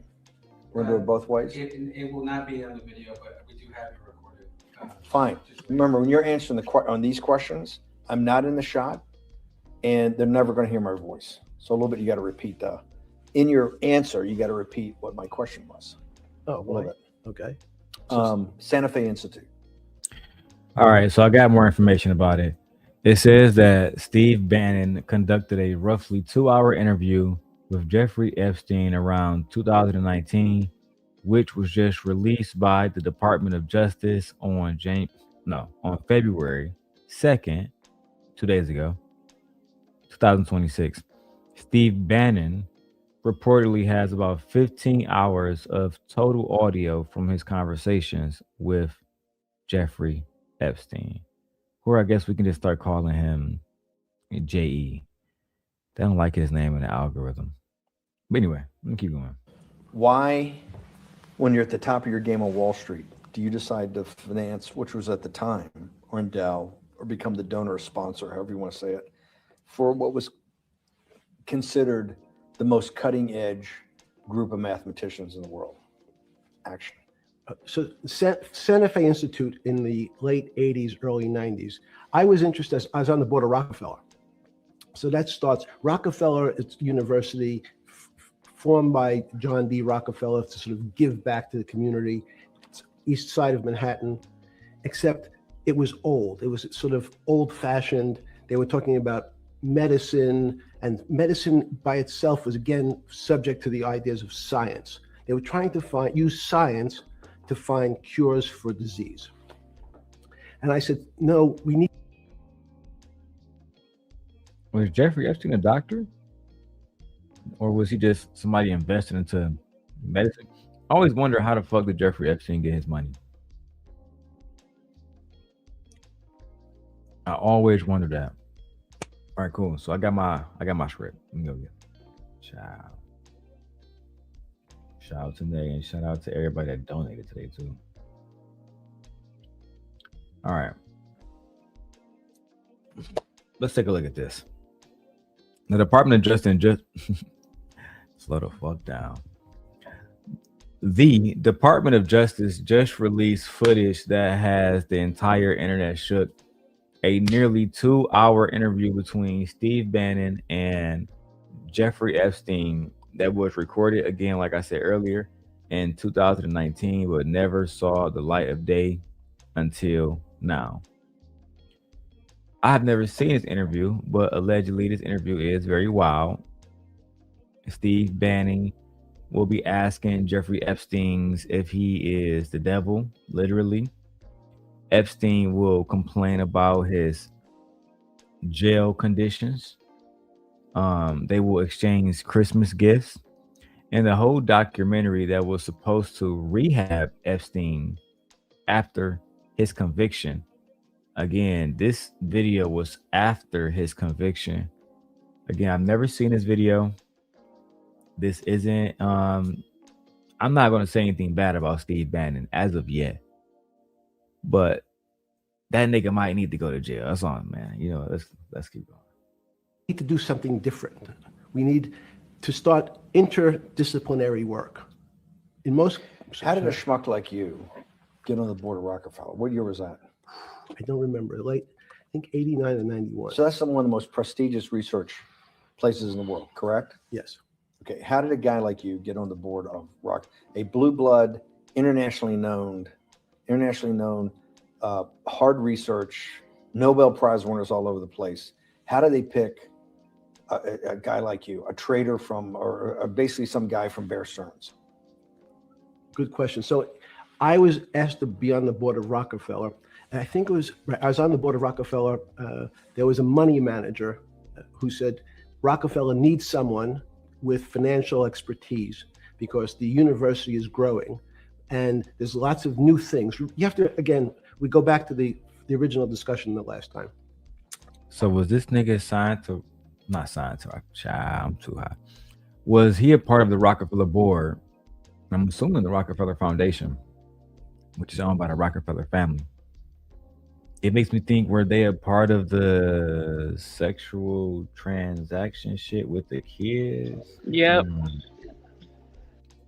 They calling it. You think them niggas was buying kids and they billionaires? Yes. Rockefeller. Yes. Yes. So there's a rumor that Jeffrey Epstein is alive. Do you believe that? No. They had to off him because he was gonna talk too much. He was literally, before he passed, he was literally gonna tell it all. He should have did that when he had the opportunity. Steve Bannon is going at this interview like he's a fucking corrupt police officer forcing a witness to say certain things. Very uncomfortable. Talk about how's a schmuck like you, like Steve Bannon. You in the files too, so I don't know why you sitting up trying to interview a man. And you know better. What you talking about? And to have 15 hours of conversation with this man on camera, why? Why would you need to sit down with a convicted sex offender for 15 hours straight? But you know what? Do y'all, Trump and Trump supporters. Up until the mid-'80s or sort of early mid-'70s, the most important thing was your name. If you were Rockefeller, you already were considered to be brilliant. If you were head of General Motors, it was your reputation. It was who you knew, who your family was, what was your character. And then in the mid-'70s, basically, if you remember, you probably had a calculator. It was very advanced in those days to have a Texas Instrument calculator, where it could, by putting in the numbers, it would multiply for you to do square roots. And that was the first, and everyone who had a calculator was already advanced on Wall Street. A simple almost like your accountant. The most important parts of business were really now going to calculations. So it's not only mathematics, but it's things that could be calculated. Reputation couldn't be calculated. I could give you, are you a 10 on a reputation scale, an 8? What does it mean to have a measurement of your reputation? We'll get to that later. I feel like reputation can be calculated. They're literally looking at Trump and how people don't like him, and there's a percentage for that. I forgot the name of that percentage, but I know Trump shit is at an all-time low. It's a fact. But it is what it is. I don't think